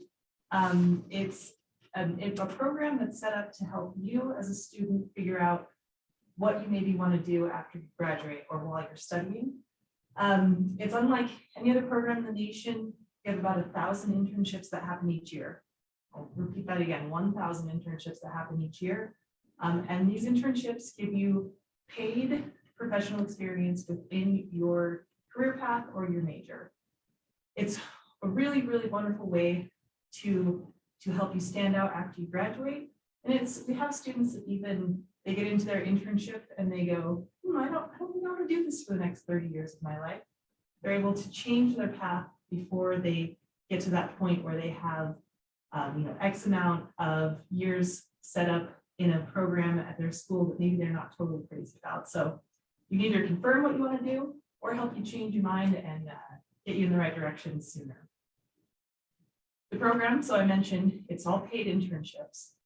As an undergrad, you would be getting $9 an hour, and you would be doing professional experience directly related to your major. So you're not getting coffee for people, you're not picking up dry cleaning like you might see in some movies where they use their interns liberally. You would be doing direct work. We have internships available on campus and off campus. We have labs on campus where we have biology students doing DNA testing. We have students that are maybe out in the community working at a local credit union. We've even been able to provide internships to students who have come to us and say, I want to work here. We go out, we see if that's a potential, and we can make it happen. We had a student, I believe last year, who really wanted to work with Fish and Game, and she came to us. We went to Fish and Game, and we were able to provide her with an internship within Fish and Game. After she graduated, she got hired directly to Fish and Game. So really a win-win, lots of opportunities. To everyone out there listening to me speak, go ahead and start brainstorming. If there's someplace cool that you really want to dip your toes in, we can help make that happen. So to be eligible for the CPI program, you have to be at least a part-time student. You have to be in good academic standing. And it's open for freshmen all the way up to doctoral students. So really, really, really want to emphasize that get into the program, come talk to us. We can help show you the way, how to look for internships. We'll also speak a little bit about Handshake in just a couple minutes. That's another place to find CPI internships. Let me see if I'm forgetting anything else. So I think that's about it. CPI Career Path Internship Program. You can go to the Career Center's website as well. On the left-hand side, there'll be a section that you can highlight that says CPI program. You can get more information there. What I'm going to do now is I'm going to hand you off to Artie Fogelsong. She is our one CPI in the CPI program. She's going to speak about her experience and give you guys a little better idea of what it entails to be a career path internship intern at ISU.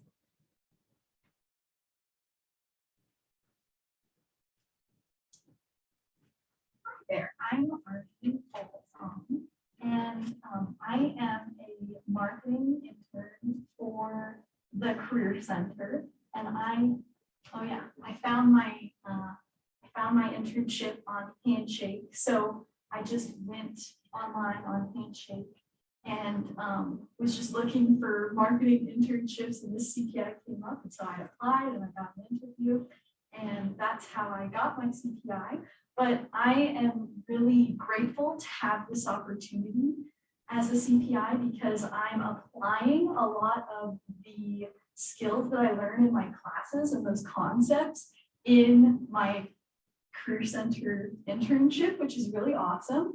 So, and marketing is one of those, like we have a ton of marketing CPIs. So if any of you watching are marketing majors or thinking about going into like something business related, like there are a ton of marketing CPIs. They're just in really high demand. But I also, another really good benefit that the CPI program is giving me is just like, I'm going to graduate with 2 years of work experience, which is hopefully going to set me apart a little bit. And I'm really excited about that. And I really enjoy getting to work at the Career Center and help other students find positions like mine. So you guys can also follow the Career Center like on Instagram and stuff. And you'll see I post every week a couple of opportunities for students, usually one CPI and one other opportunity. But yeah, it's a really good program, and I would highly recommend looking into getting a CPI if that's something that would benefit you in like your major and your career path and all that. And I think a lot of you probably would, as it has for me. And next, we're gonna have Amber Greening come talk to you guys about Bengal STEP.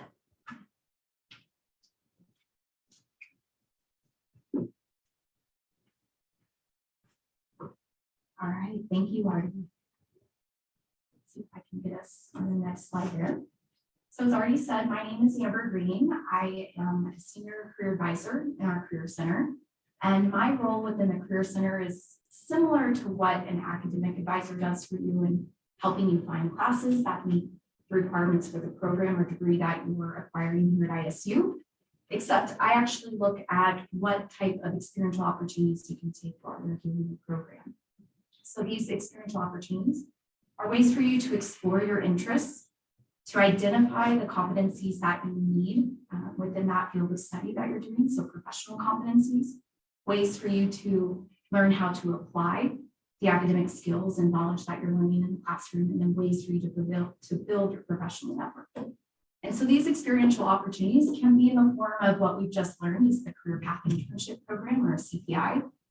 It can be an on-campus job, which I'm going to talk about here in just a moment.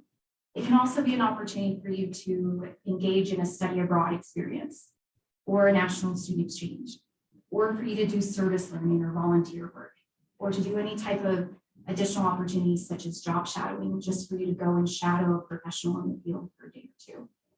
All of these experiences help complement your degree program here at ISU, so that by the time that you're finished, Your time at ISU is not just a line on your resume that says you have a BS or Bachelor of Science in Engineering or Bachelor of Arts in English. You're actually going to build skills that you can then fill in that experience section on the resume. A little bit to what Artie had just mentioned. So if I can go back, that's kind of my elevator pitch for what my role is as a career advisor. But one thing that we did this last year, actually back in 2020-21, is that our office piloted a new jobs program specifically for first-year students.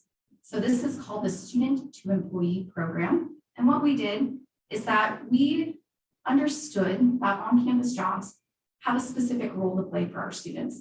And in particular for our first-year students, as you're just trying to get a foot or a foundation on your academic career here, and you're trying to figure out what you want to do on campus, if that's an internship, either on or off campus. So that on-campus job can be more than just helping you to engage here and earn money while you're starting your studies.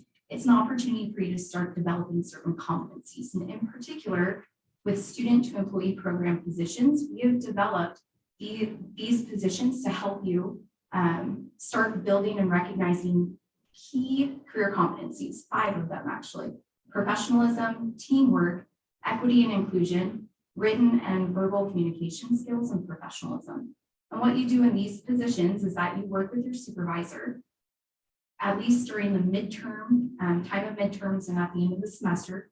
You will sit down and have a reflection on the work that you've done and how you have developed these 5 competencies over the course of the semester, and then perhaps over the course of the entire year, depending on how long you're in that position.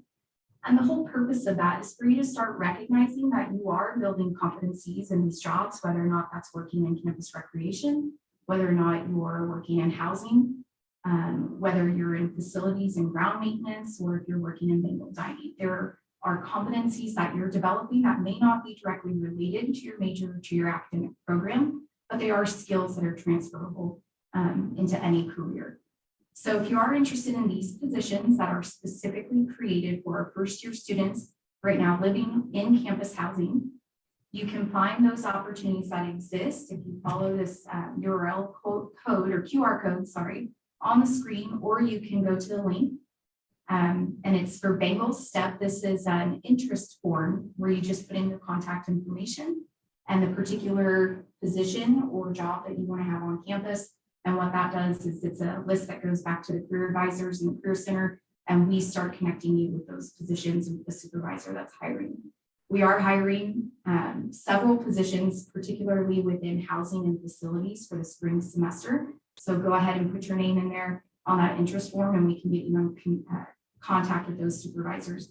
You'll work no more than 15 hours per week, and you do make $9 an hour. So I know that the screen says 8 to 9, but we have confirmed $9 an hour for those positions. So if that's something that you're interested in, please go to that site or just come into the Career Center or contact us if you have interest in other positions on campus as well. Thank you, and I will hand it over to my colleague, Jared Anderson.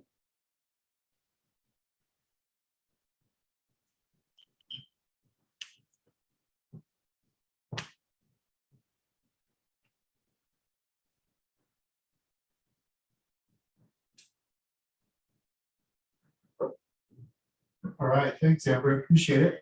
And my name is Jared Anderson, and I work with employers to create opportunities for you to network with employers. I'm sure some of you will be looking for a part-time job or an internship while you're here at school. One of the best places to start looking for that is here on Handshake. We've got the link right here on the slideshow. You can just follow that. You've already have an account as a student. So you just need to log in with your Bengal Web username and password. And then this is where we list over on-campus, off-campus jobs and internships. And so once you get on there, you can modify your search to search for on-campus jobs. In the search bar, you can put in there work study if you're interested in finding a work study, or if you're interested in our career path internship program, you just put CPI and those jobs will come up.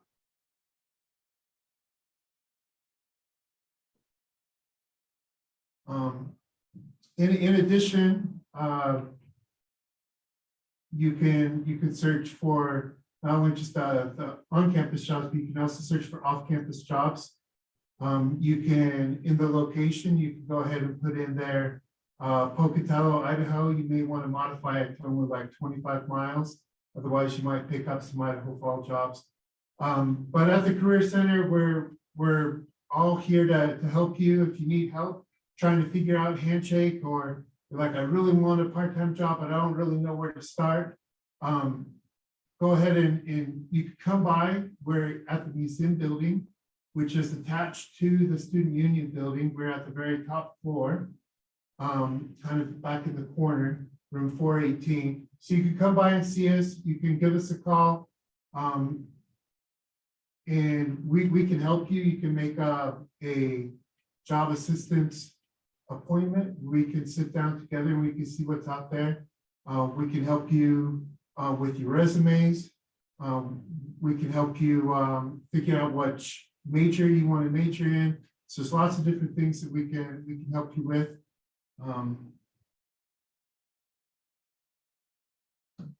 And so we look forward to seeing you, and welcome to ISU. Thank you. Thank you so much, Jared. We have just a few minutes before we get started with our next session. So I wanted to make sure that you guys had an opportunity to ask any questions that you might have related to the items that we just went over. So it could be questions related to the Career Path Internship Program, the Handshake app, the Bengal STEP program, or any of the other assessments that you might want to look into at the Career Center. And you're welcome to direct message me if you have questions and you don't want the whole group to see them.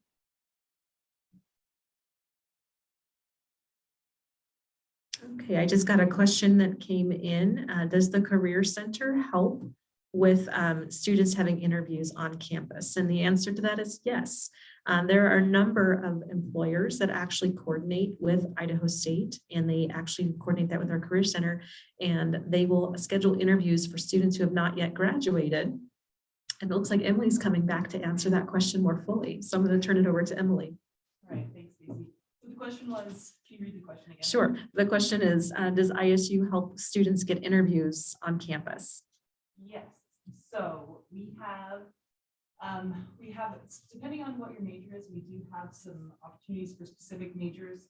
Like I know accounting, we bring the employers on campus and we set up interviews for those students. We also, if you're getting ready to have an interview, we do what's called a mock interview. You can set up an appointment with one of our career counselors or a staff at the Career Center, and we'll actually bring a list of questions that are applicable or maybe similar questions that you'll be facing in your real interview.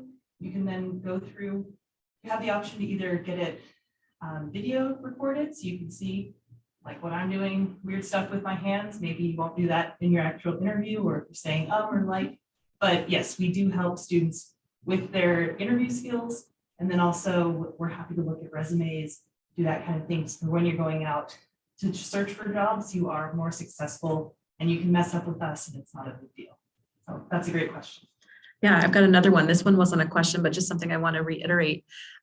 When do you begin and end helping our students find jobs or with resumes? Well, we began a long time ago, and we don't really end. We're here 12 months throughout the year. We help students. We're even open this week before students come back. We are still seeing students. We're still doing those mock interviews, those resume assistants, just general career counseling. We were here during spring breaks. Other than when the university is officially closed, we are here to help, and we're happy to help, and we love seeing our students. And I'd like to think that we're pretty friendly. I know that I'm biased, but we're here for you. So please come see us. Come use our resources. Come help us help you. Thanks so much for that, Emily. And I would just also add that the Career Center is here to help you even after you graduate. So it's not just while you're a student, but when you're an alum of ISU, if you have questions, you need to refresh that resume, you want to practice interviews, or you need some assistance in looking for another job, they are here to help you beyond graduation as well. Other questions about CPI, STEP, It's really a critical thing, I think, to get a job on campus. One of the biggest benefits to having a job on campus is that we understand and recognize that your school, your education is the #1 priority. And so we are very willing to be flexible with your schedule. You'll often find a mentor who's going to guide you and give you career guidance and advice in those roles, which is really helpful. And we also understand that when stressful times are coming up, like midterms or final exams, you might need to adjust your schedule. So it's a real benefit to work on campus. So I really would highly encourage you to use that Handshake app to find a job on campus.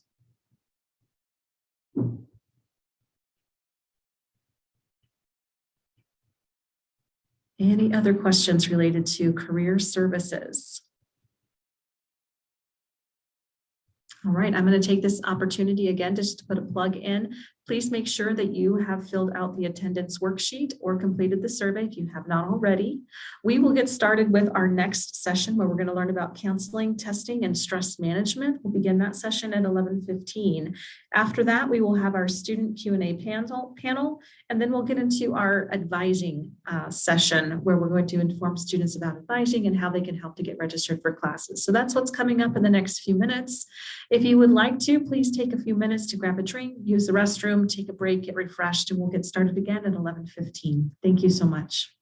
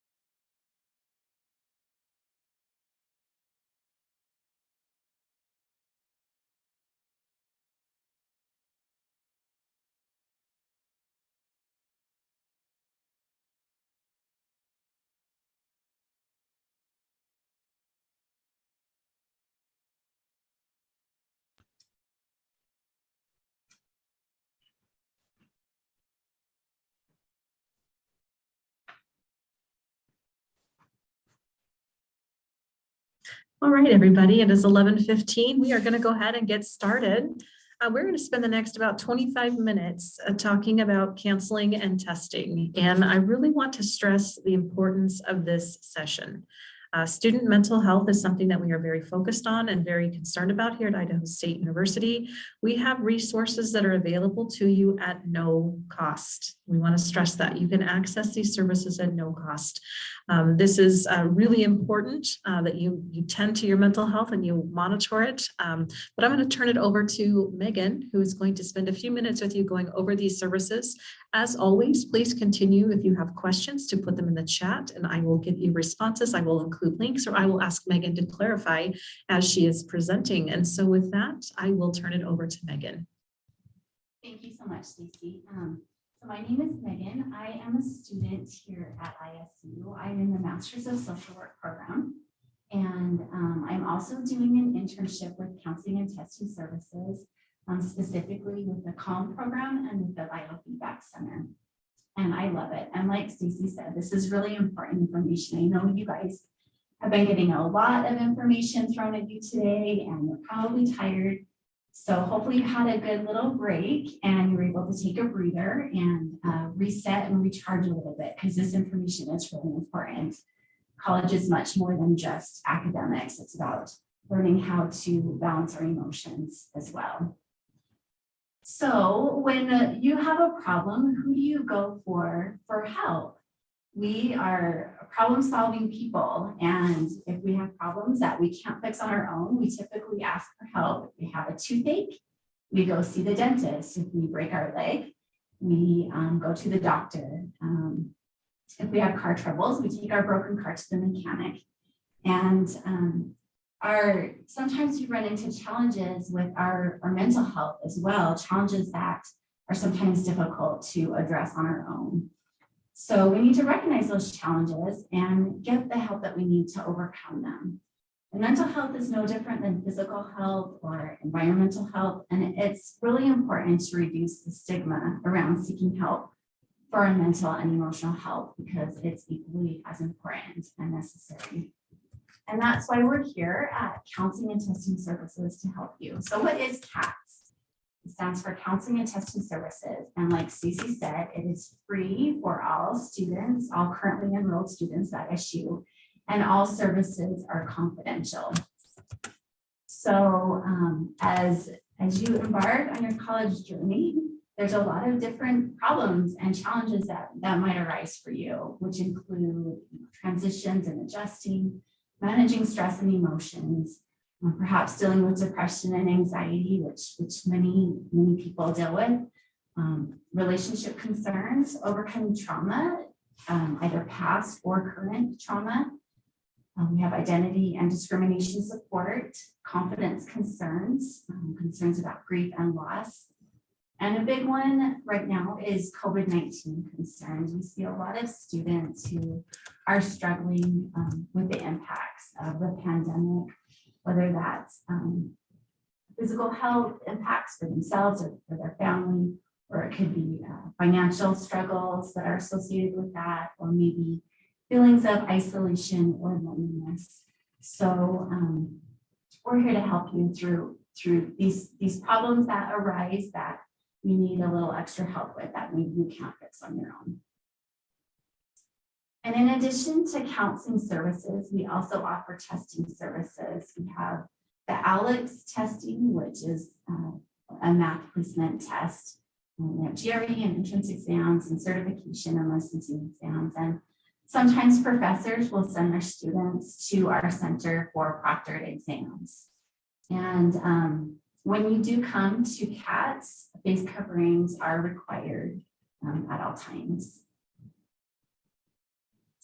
So when we set off for college, many of you watching are probably incoming freshmen or transfer students.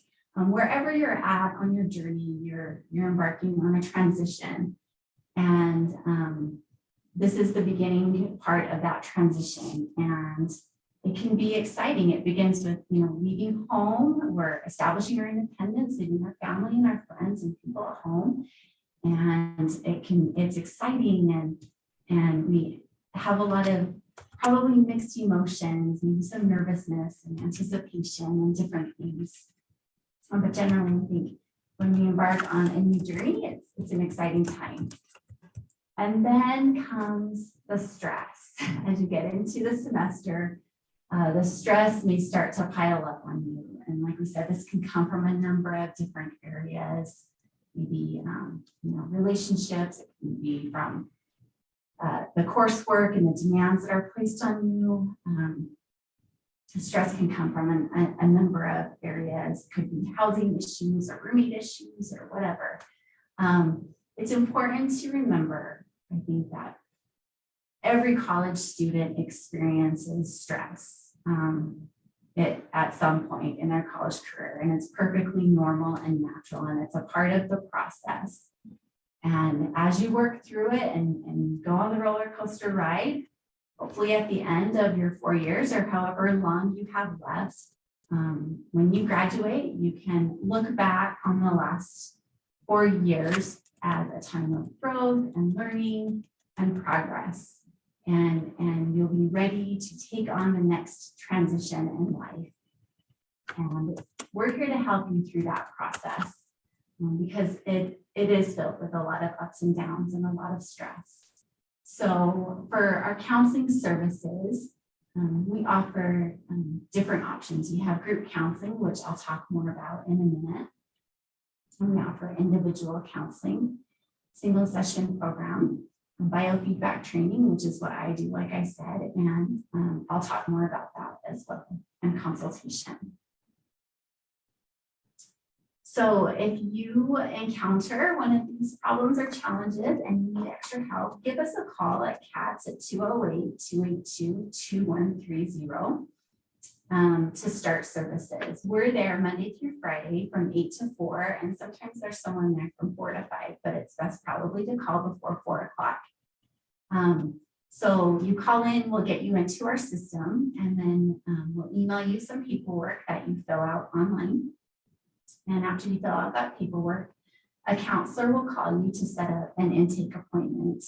And that will be typically over Zoom or on the phone if you prefer. And we also have single session program appointments. So call in if you're interested in a single appointment, and then a counselor will reach out to you to set that up. You don't have to do the paperwork for that. And it's important also to note that you must physically be in the state of Idaho to receive services. We've been doing a lot of telehealth on Zoom. You have to be in Idaho for legal and licensing purposes. Okay, so let's talk about group therapy for a minute. We have some awesome groups that are led by our experienced counselors. And sometimes an intern will co-lead those groups as well. The first group we have is Understanding Self and Others, which is primarily for relationship and family concerns, depression and anxiety associated with that. The Anxiety Action Group is actually a group that I will be co-leading this semester with Matt Ashton. And this one is for general or social anxiety. And we have the Do Better Today group, DBT, for emotional regulation and coping skills, and the Mindful Self-Compassion for overcoming self-criticism and building inner resources. So this one is for those who have that harsh inner critic that likes to whisper in your ear a lot. That would be a good option for you. So again, when you call in and have that initial appointment with the counselor, the two of you will discuss what option would be best for you, whether that's individual counseling or group therapy, and what group would fit your needs best. And in addition to the therapy groups, we have the CATS Connections groups. These are a little bit different. So you do not have to call and do an intake for the CATS Connections group. You can just go to our website to register for any of these groups. And these are primarily for social interaction and connecting with others on campus who are in similar circumstances or similar backgrounds. So we have the CATS Spectrum group for those on the autism spectrum, our international group, our grad students group, parenting, survivors of suicide loss, and chronic health concerns. So we have a number of options. And also I want to note here, we did not have a chance to get this on the slide, but we have a resiliency skills group, which we're starting this semester. And this one runs like for 1 month. You come like every week for a month. And you can register for this one online. And it's for training for mental health, immune system is how it's described. So it's a really great one for building those skills of resiliency. So if you want to look more into that one or any of these groups, please visit our website under the groups tab, which I think is under the services tab. And you can register for any of these groups without having to call in. And then in addition to individual counseling and group therapy, we also have our biofeedback training. And this is pretty unique for ISU. Many college campuses don't offer this service for students. It's really great. This is what I do. Like I said, I'm an intern there at the Biofeedback Center. It's an amazing service. We have Matt Ashton and Cameron Staley, who are the only 2 board certified biofeedback specialists in the state of Idaho. So we're pretty lucky to have their expertise here on campus. Biofeedback is a really great tool. And what we do is we connect you to sensors and instruments to measure physiological processes to show how your body is reacting to stress and relaxation. So we look at your breathing and your heart rate. And you can see what's happening on the computer screen right in front of you. It's really cool. So you can see kind of the ups and downs. And through biofeedback, you can learn effective ways your body can manage stress and difficult emotions, and also strategies and skills for relaxation and emotional balance. So you come into biofeedback and we teach you these skills, and then you take those and practice them. And we find that the students who are willing to put that time in to practice the skills are the ones who see the most effective results from biofeedback. And it really helps with stress and anxiety and different problems. So if you have test anxiety or performance anxiety, if you're an athlete or anything like that, biofeedback training is great for those things. And again, when you do your intake appointment, the counselor will determine if you're a good candidate for biofeedback. Okay, so college can be very challenging. And saying in that way is a little bit better than saying college is stressful. The word stress has some negative connotations with it, which I don't think it should, because stress can be something that's really helpful. Stress is just your body's way of helping to prepare you to face the challenges that come. So, and some of these challenges listed here as you set off to become more independent, you have lots of important decisions to make and life transitions and personal relationships and responsibilities that you need to attend to. Sometimes you might have a heavy workload and lots of deadlines. And with independence also comes financial responsibility. So now is the time to learn how to become financially literate and independent. And that's really difficult because most college students have very little money. So it's another skill that's important and another thing that can cause stress. You might also experience environmental challenges and as well as ambiguity and uncertainty about the future. So it comes with a lot of challenges, and it's kind of like learning how to drive. Think back on when you first got your license and you were learning how to drive. It was probably, pretty stressful and challenging at first. So I'm a mom to 2 teenage drivers, and to be quite honest, it's for me terrifying. But it's something that's challenging for you as you learn, but it's also something that's really exciting. Learning how to drive comes with new opportunities and new independence, and it can be an exciting time. And as you know, it became easier with practice and experience, and the college experience is the same. It will get easier as you learn how to manage those ups and downs and manage the different challenges that come your way. So it's an important time right now as you begin this new journey to reflect on how you deal with challenges. What do you do to take care of yourself? Getting enough sleep is super important for college students at the stage in your development, sleep is so important. It really makes all the difference in your ability to focus and concentrate and mood and lots of different things. So diet and exercise is also really important. Taking the time to do the things that you enjoy, leisure activities, is an important part of finding balance.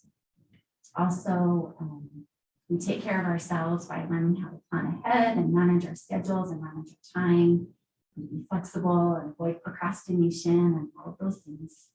Staying connected socially to others is also a really important part of self-care, and practicing mindfulness, which I'll talk more about here in a second. So I just want to mention, if you're interested in more information on the whole person wellness or self-care, any of these topics, on our website under the Calm tab is some really great resources on wellness and self-care. So let's talk for a minute about mindfulness. John Kabat-Zinn defined mindfulness as paying attention in a particular way on purpose in the present moment and non-judgmentally. So let's break that down a little bit. The first part is paying attention. So turning your awareness inward, becoming aware of thoughts, emotions, sensations. Doing this intentionally in the present moment. This is a really important part of mindfulness, being present. It's not, we have to let go of what has happened in the past or worrying about what will happen in the future. And we turn our focus and awareness to what is going on right now in this present moment. And sometimes this can bring up some difficult thoughts, emotions, or sensations. We want to approach these in a non-judgmental way. So as they come up, we don't want to judge them or label them as good or bad, but just recognize them, that they're there, that they're present with us, that we're feeling that or thinking that in that moment. And just, it helps us create some distance between those emotions and our reactions. So mindfulness is different than like meditation. Meditation can be a lot more formal, where you're, sitting down and sometimes chanting or whatever, focusing on your breath for a certain amount of time. This isn't necessarily mindfulness. Mindfulness is something that we practice, or that we can practice at any time of the day, any given moment. Nobody even has to know that you're practicing or cultivating mindfulness in that moment. It's basically, we tune into our thoughts and our feelings and our sensations, what's going on in our environment. So, for example, you can do this. If you want to establish a habit or a routine of cultivating mindfulness, choose something that you do every day.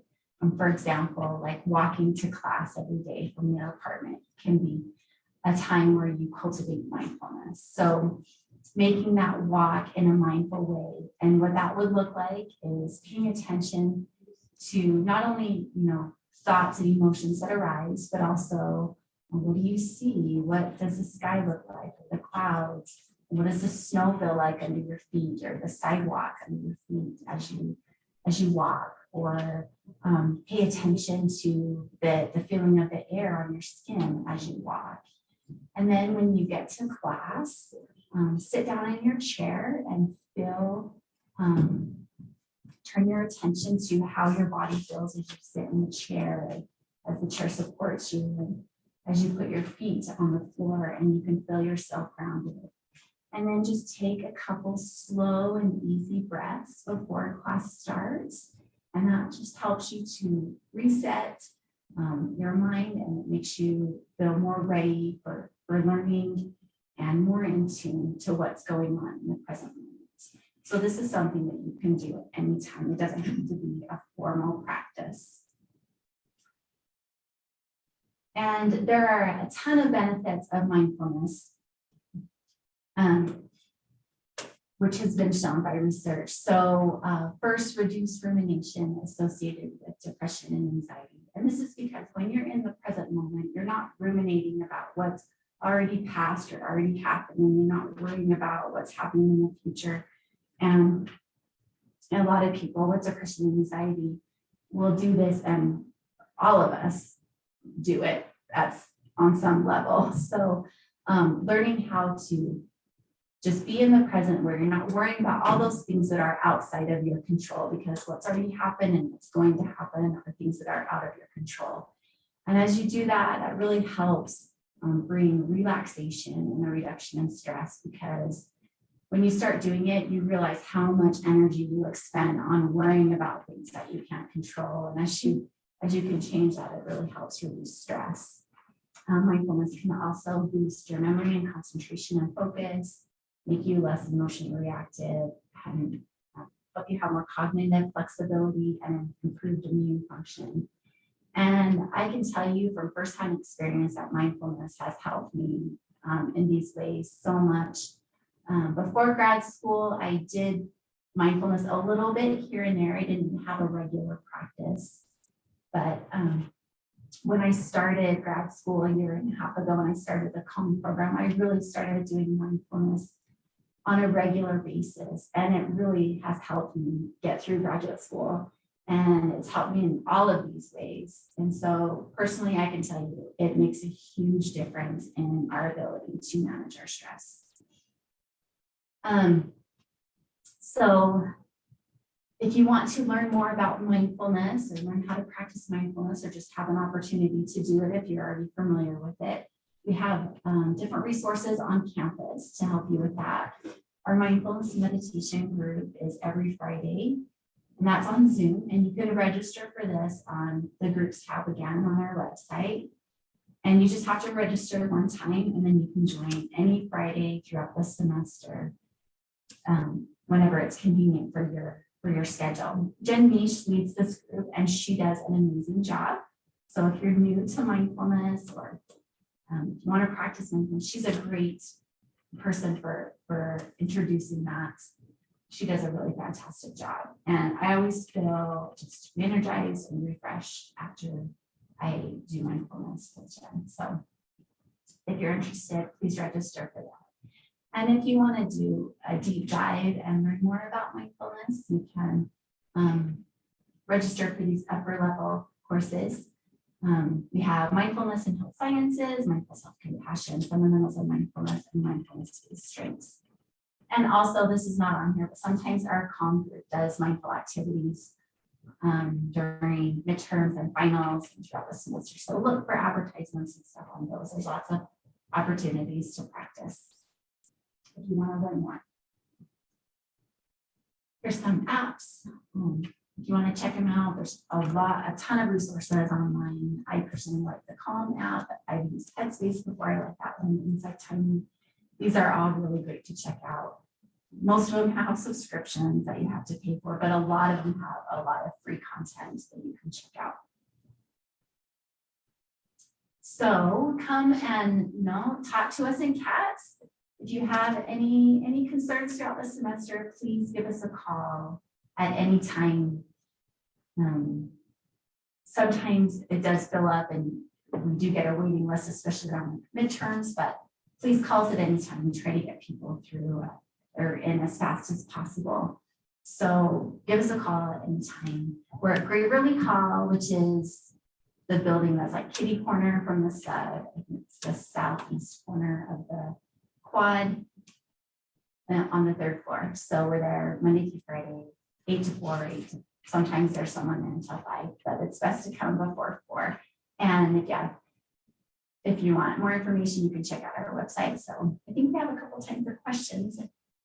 Some time for questions. We do. We have just a few minutes for questions. So please, again, feel free to put your questions in the chat. You can private message me your question if it's sensitive. I've got one question that I'd like you to answer, Megan, and talk about the confidentiality of your services. The question is, will my parents know if I am receiving counseling services? No, everything you when you come into CATS, it's confidential and private. We do not bill insurance at all, so we don't have to deal with any of that aspect of it. And only if there is a significant threat to safety, to your safety, or to someone else's safety, suicidality, things like that. If you're actively suicidal, I should say, or wanting to hurt somebody else, that is when we have to report it. But other than that, everything is confidential. What is the most common reason people access your services? I would say anxiety is a huge one. Like we see a lot of students with anxiety, and they want to learn how to manage their stress. We see students with test anxiety, students with performance anxiety who get nervous when the teacher calls on them sometimes, if they have to give a presentation. So we do see a lot of that. Depression, the big one right now, a lot of social anxiety, things like that. A lot of students feel isolated, I think, more than we realize. Yeah, and it's important if you start feeling that way to reach out, because help is available and we will make sure to get you seen and get you some help. Another question came in, is there a cost for biofeedback? No, biofeedback is also free, and it's just a service that we offer for students, so currently enrolled students. So now would be the time, if you're interested, to do it, because this might be your only opportunity to get it for free. So give us a call if you're interested in that. Does somebody just ask if they're interested in biofeedback, or do they need to say something more specific to access biofeedback? Well, if you're having a problem with stress or anxiety or panic attacks, a lot of people come in for panic attacks and things like that. If you have one of those issues or concerns, when you call and do your intake with the counselor, you can discuss that with the counselor and tell them that you're interested in biofeedback, and they can note that, and then together you can determine what services are best for your needs. Great. Another question came in. Do our counselors prescribe medications for anxiety or depression, or could they help find someone who can? Yeah, they would direct you to the health center for that. So we don't directly prescribe medications, but we would refer you to the health center if you're interested in getting medication. And the health center on campus is also at no cost to students for an office visit. So if you have that need and you need prescriptions, or if you have an existing prescription that you'd like to get transferred to ISU, we have a pharmacy here as well. So it'd make it very convenient for you to be able to access those prescriptions as well. Any last questions before we end our session with counseling?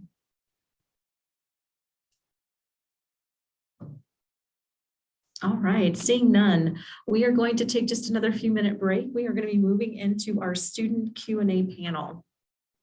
We just have this session and then our advising session after this. So this is your opportunity to ask any other questions that we have not addressed, any concerns. If you have questions about financial aid or scholarships or signing up for classes, we're going to talk about that in the advising session. But financial aid and scholarships or any of those other questions, I can put links in the chat. I can give you phone numbers if you have those kinds of specific questions.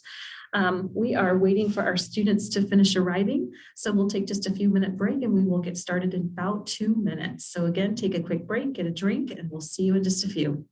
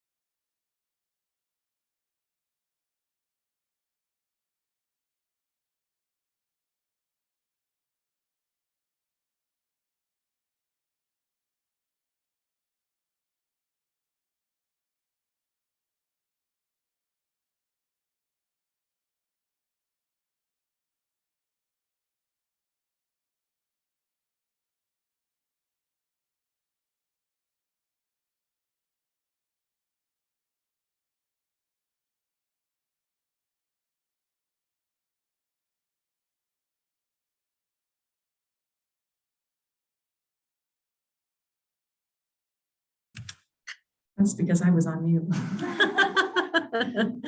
I'm sorry for that, everyone. We just had 2 minutes of conversation and I had not pressed the unmute button. I apologize for that, everyone.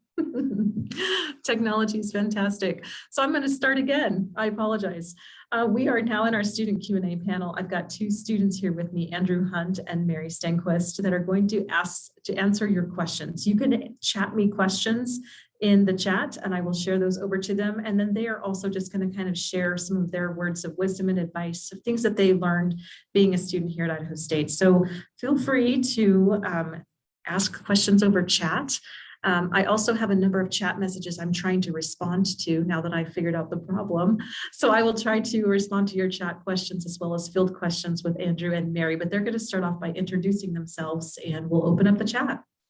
Okay, so I am Andrew Hunt and I'm a sophomore here at Idaho State. I'm also a marketing major, but I also work with the athletic department. So I can answer questions all the way from marketing to if you're a sports junkie, I got plenty of stuff on that. And also I transfer too, so I know what we do better here than other people. So I am Mary Stenquist. I'm currently a senior here and I am in the nursing program and I also have a minor in business.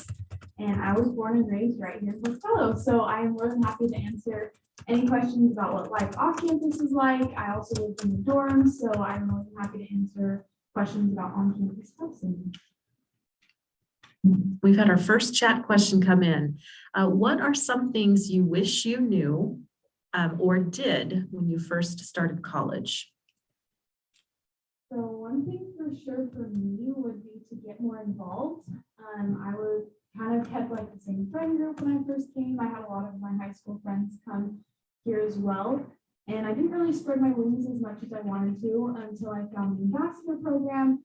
And I decided to join it, and it has been the best thing ever. I go to all of our weekly events. I have met so many amazing people, and I continue to learn so many amazing things about our university and all of the resources that we have here. So definitely try to get involved with the club. I'm currently in our Student Nurses Association club, and that has been a great way for me to get involved as well.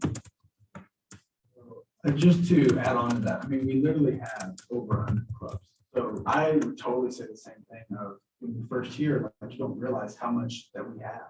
And so I think one of the big things is there's a spot for everybody. I mean, if you have over 100 clubs, anything you like, there's something that you can do. And so I would definitely recommend getting involved in some sort of club in some other fashion.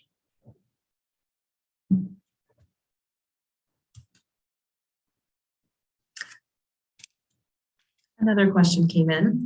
Would you recommend coming into the school to learn where you are going to school? I might need someone to clarify that for me. Would you recommend coming into the school to learn where you are going to school? I'm assuming that that might be directed at getting a tour to help find classes. So Mary, could you address that for us? And if that's not your question, just go ahead and chat me again. I would definitely say getting on campus is probably one of the best available options you have to feel like that this is a place for you, that you can thrive here in your academics and socially. That's what I did. I took campus tours to, I couldn't even tell you how many campuses I visited. And I just knew immediately when I came to ISU that this felt like home and they had what I needed academically, but I also met so many amazing people at the new student orientation that I went to. And so I was super grateful for the option. And we give individualized campus tours, which is also another great opportunity. I know a lot of campuses do group tours. And so it's really hard to make those good one-on-one connections. But we just do it. So you come with a student ambassador like myself. We give you an hour-long campus tour where we can set up meetings with different departments that you're interested in. So they can talk to you about different prerequisites or how to register for courses. We can get you meetings with different clubs on campus as well. So that's a great opportunity. I definitely recommend.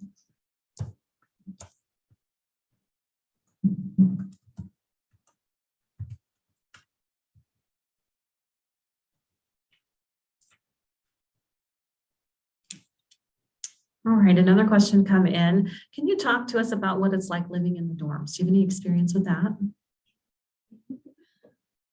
So I chose to live in the dorms my freshman year. We have 3 different on-campus dorm housing complexes here. I lived in South Complex. This one is kind of more low key. There's not as many people per floor. And then we also have Rendezvous, and this one's set up more apartment style. So students will actually have their own room and then a shared communal living space. And then there's our Turner Hall, and that one's known more for being the social hall. It's set up like a tower style, so there's more people per floor. But I love living on campus. This is another great way to get involved. I still talk to all the girls that I lived with. We're all still best friends. A lot of us are actually in the same program too, which makes it really fun. You also have a resident assistant that lives on the floor with you, and they plan weekly events. We would have stress relief week during finals week. We would have nights where we just all go get dinner together. We'd watch movies. We'd watch The Bachelor together. So that was another really fun opportunity. I'm going to elaborate on that too. I think too, also living in the dorm, something that helps is being with those people. It can also show your horizons of what clubs they might be in, what programs they might be interested in. So not only is it fun to be social, to watch The Bachelor, to whatever you want to do, they can also show what different things you can do at university as well. I've got another question that's come in. How would you recommend connecting with faculty, and why is it important to establish a relationship with faculty members? I think it's super important. I think that's almost one of the most important things you do at the university, whether it be like sort of if you're in class, the amount of horizon that you can even reach by just being, nice to your professor or just showing up to class, all those different things of building a relationship. It opens up so many new doors for you, whether it be the future after the university or that might be here at the university. Like there's so many people in the College of Business that I love that that I can talk to on a regular basis, or if I need help with something, they will for sure help you in any way. And we have anybody that you can imagine. We have professors with the PhD, but we also have instructors too that, like Josh Thompson, who's been all over the world, and he just teaches here because he wants to be out of Idaho State. So all those different things can open so many new doors for you if you just come and show up to class and just build a relationship with your professors or your faculty, whatever it is. So. We just had a question come in that says, who should we get in contact with in order to set up our finances? And I'll answer that question. There's a couple of departments that you might want to reach out to. The first one is the financial aid office. Make sure that you have completed your FAFSA and have every option available to you with that. The other office is our scholarship office. And then there's our actual finance office. If students need to set up a payment plan, we have a number of payment plan options, so you don't have to come up with all of tuition all at once. But you might also want to be in touch with those other offices. I will put a plug in for scholarships. We have what we call the Bengal Online Scholarship System, BOSS, B-O-S-S. I recommend that students check that regularly. That system will automatically email you if there's a scholarship that you might qualify for. And I highly encourage you to really take the time to fill out every scholarship that you might qualify for, because it really adds up over time. So I will pop in some links in just a moment with the financial aid office, the scholarship office, and also the Department of Finance, so that you have those links. And you are also welcome to private message me with contact information. If you have a more specific question, I will get the right office in contact with you if you have those specific questions. Next question, is Rate My Professor accurate?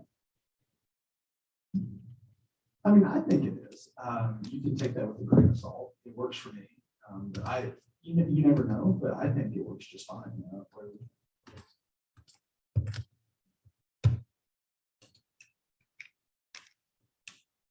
What is the event that has been the most fun for you on campus? Super hard question. I think all the events are fun.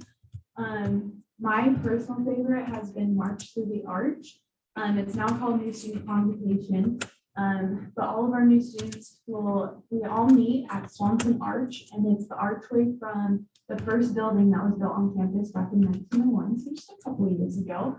But they have the band line the sidewalks, the president's there, they have faculty and staff come out, and we all walk through the arch, kind of like entering campus. So it signifies that there's a new journey here. We have like a big social out on the quad afterward with barbecue, and usually there's ice cream, which is my personal favorite. And And so that's one of my favorite events. And then when you're a senior, you get to come back and do it, and it's senior salute. You walk in your cap and gown, and everyone gets pictures taken, and it's super fun. So I'm with her. I think totally everything that's fun. I think March the Arch might be the best. But I'm a sports guy. So personally, my favorite was last spring, so 2020, spring 2021, because we did not get to play football in the fall. So we were lucky enough to still play football in the spring, and we beat a ranked University of Idaho team and we stormed the field with that. I think was my favorite event this year. So.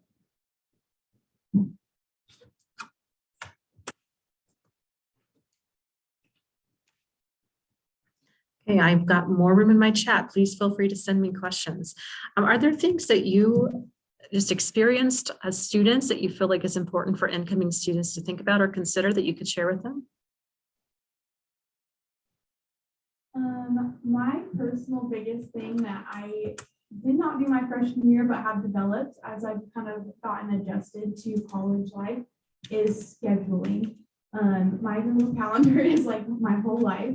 I like color code everything, and I set specific times for studying because I know if I don't do that, I will choose to watch Netflix or do something else instead. So I definitely think like investing in a good planner or using your tools and resources that we have on campus as well. We have an amazing tutor center, and you can go and get tutoring done for any class. When I got into the nursing program, I'm like, there's no way that they're gonna have a tutor for this class, but sure enough, they did. And it's free for students. So if it's free for you, why not use it? And so that's another great resource to use. I totally agree. I think any of the tutoring programs, anything that you can help to be organized, I think is an automatic plus. Not only that, but I think kind of elaborating on what we talked about earlier, I think building a relationship with the faculty as well will help you because they can help you out with that as well. That's how to be organized, what classes to take, things like that. So I think anything that you can take advantage of being organized and not getting distracted, I think that is a plus. We had a question come in earlier about general education requirements and different things that are related to your degree requirements. Can you talk a little bit about the Degree Works program that we have here, how you use it and how it helps to keep you on track? So it's kind of really going to depend on which major you choose. But as far as general education goes, that goes across the board for everyone. And on your Bengal web, which is going to be your student link portal to everything you need, there is a Degree Works tab on there, and that is the best, handiest tool ever. And so once you register for classes, they put them on there. And then it just will turn green. Once you finish the class, it'll be blue if you're in progress with the class, and then it'll be red or won't be highlighted if you still need to take that class. And at the very top, they have all the general education requirements. And so you can follow along to see if you've met them, which ones you still need to meet. And then they do have all the class options under that as well. So if you're kind of iffy about which course to take and which objective, that's a good way to go and look at what options are available. And then once you choose your major, all those classes that are specific to that major will automatically go on that Degree Works page as well. So then you can still follow that. And I think too, that goes along with what we're talking about color coding and stuff and being organized. I think that goes right there. I mean, that's an easy thing to look at, to see what you need to do, what you still have to do, what you've already done. And I think those genetic classes are important as well, because I take those seriously because, you know, you might go and say, okay, I'm going to be a finance major, but then you might take a marketing class or a, you know, a intro to business, and then you're like, oh my goodness, management's better, you know, major. So I think those genetic classes are important, not only just of how you organize it and getting the requirements then to graduate, but also, you know, what major or what direction you go in. So. All right, we've had quite a few chat questions that have just come in. For the question, the first one is, do you know if you have a board game club? And if you do, what are your opinions on it? Off the top of my head, I do not know if we have a board game club. But something that is really cool about our clubs and organizations is you can actually start your own club.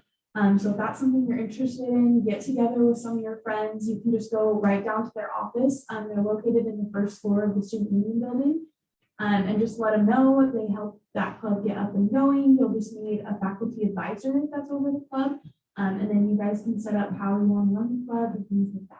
So Wonderful. The next question is, where is your favorite place to take a breather? Or what is your favorite thing to do when school gets overwhelming? So that's an easy one for me. So I love the Pillars of Hotel on Road. So you have a great view of the city, you have a great view of the university. There's hardly anyone out there when you're up at the top of the hill. And it's calm, windy, you get a great view of the city, and it's just something relaxing that can take your mind off, whether you're stressed out college or whatever the case may be. All right, another question came in is, what advice would you give us before starting classes next week? Definitely just make sure, like we've talked about a lot, is just organize, make sure you have your books in order. I like to personally go, if I don't know where my classes are, I usually would go like a couple days before and just kind of walk around the campus, make sure you kind of know your surroundings. We are more than happy to help you find your classes as well as ambassadors. You can get in contact with our office. You can do it online, or you can give our office a call, and we'll be more than happy to go and show you where your classes are at. But definitely just make sure that you're ready to roll and start off on a good foot. So I totally agree on the idea of you need to go see the classes early, because I'm always someone who's busy, so I'm gonna be running late every once in a while. And I think if you know your classes on beforehand, it's gonna make it a lot easier and go quicker throughout the day. That, and also I would recommend, make sure you start the class off strong. You don't want to be playing catch up the entire time during the semester or whatever the case may be. And I think if you start off strong, it's going to make the whole rest of the semester. That's great. I got a question about the sub hours. I'm posting a link in the chat so that you can take a look at those hours of availability.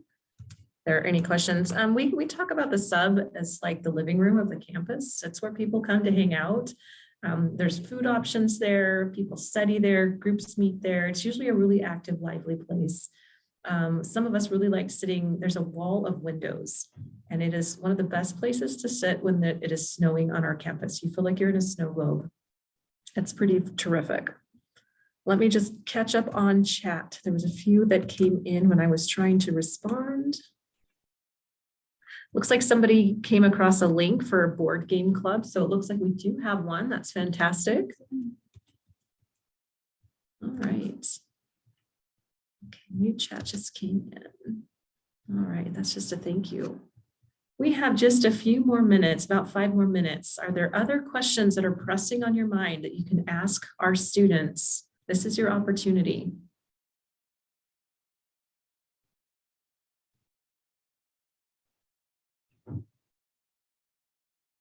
Students, are there any other questions that we have up there that you would like to address that you think students should know before they get started on our list?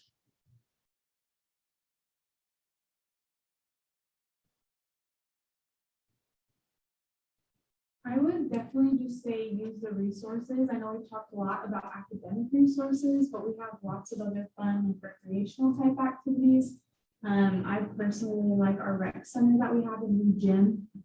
We have a student gym in there. It's 2 floors. It's super nice. They got free weights. They have all the machines you could possibly think of, and it's free. So you can go. They have hours are kind of varying just depending on if it's finals week, break schedule, but they're usually open early mornings to late nights. They have basketball courts in there, which are really fun. Intramurals are usually played in there, and you can play as many intramural sports that you want. They have like the regular basketball, soccer, they do flag football, and then they like to throw in some fun ones. So I think in the past they did like a dodgeball one, which was really fun. And then there's also a swimming pool in there that will hopefully open up here soon. And you can take kayaking classes in there. So that's a really fun spot that I like to go hang out at. Okay, a couple more chat questions came in. There was a question again about where do I find out what books are needed for class? I'm going to post that in the chat. There's two ways that you can do that. The first one is anytime you register for a class, there's a link to all of the required materials when you register for a class. So that's one way. Another way is you can talk to your advisor when you're registering for classes. If you're not sure how that works, they can walk you through that. And the third option is I just posted in the chat a link to the bookstore customer service page. Up in the top right-hand corner, there's an option for textbooks. You can do a course search and the required textbooks would come up that way. A question came up. I'm scared of paying for college. How much help can I expect? So faculty are one of your biggest assets on this campus. And I want to reiterate so much that everybody here at Idaho State is here for your success. We are here to help you. No matter what question you have, no matter what concern you have, please talk to somebody. And if we don't have the answer, we will get you connected with somebody that does. So if you have a connection with your faculty member and you're saying, hey, I've had a job loss, hey, I've had a catastrophic issue that's come up in my life, things happen. We know that, we expect it. Our financial aid office can review and use professional judgment on your FAFSA if something has changed with you or your family. Again, we can help you with scholarships, getting you connected with scholarships. We can find a payment plan to help you navigate those financial challenges. We can also help you with a job on campus. So please don't let fear of paying for college stop you from achieving your goals. Please reach out, please connect with us, and we will help you find a way to navigate that hurdle. I had a question come in about, can you take meals back to your dorm? Yes, you can. So there's 3 dining locations that we have on our campus. So there's one that Stacey talked about in our student union building. We have Chick-fil-A in there, which everyone loves. That just opened up this past semester. And then there's also an Einstein Bagels. And those ones are kind of set up more as like you just grab your food and go. You can eat it in the student union building. You can take it wherever you need. We also have Rendezvous, and they have tons of different options in there. There's like a noodle place, there's a pizza station, there's like a sushi place, and that one is kind of the same thing. You go get your food, you can eat it in Rendezvous, you can take it to your next class, whatever works for you. And then our main dining hall, where if you were to live on campus and get a meal plan, that's where you would spend most of your time eating. That's our Turner Commons, and this one's set up more cafeteria buffet style.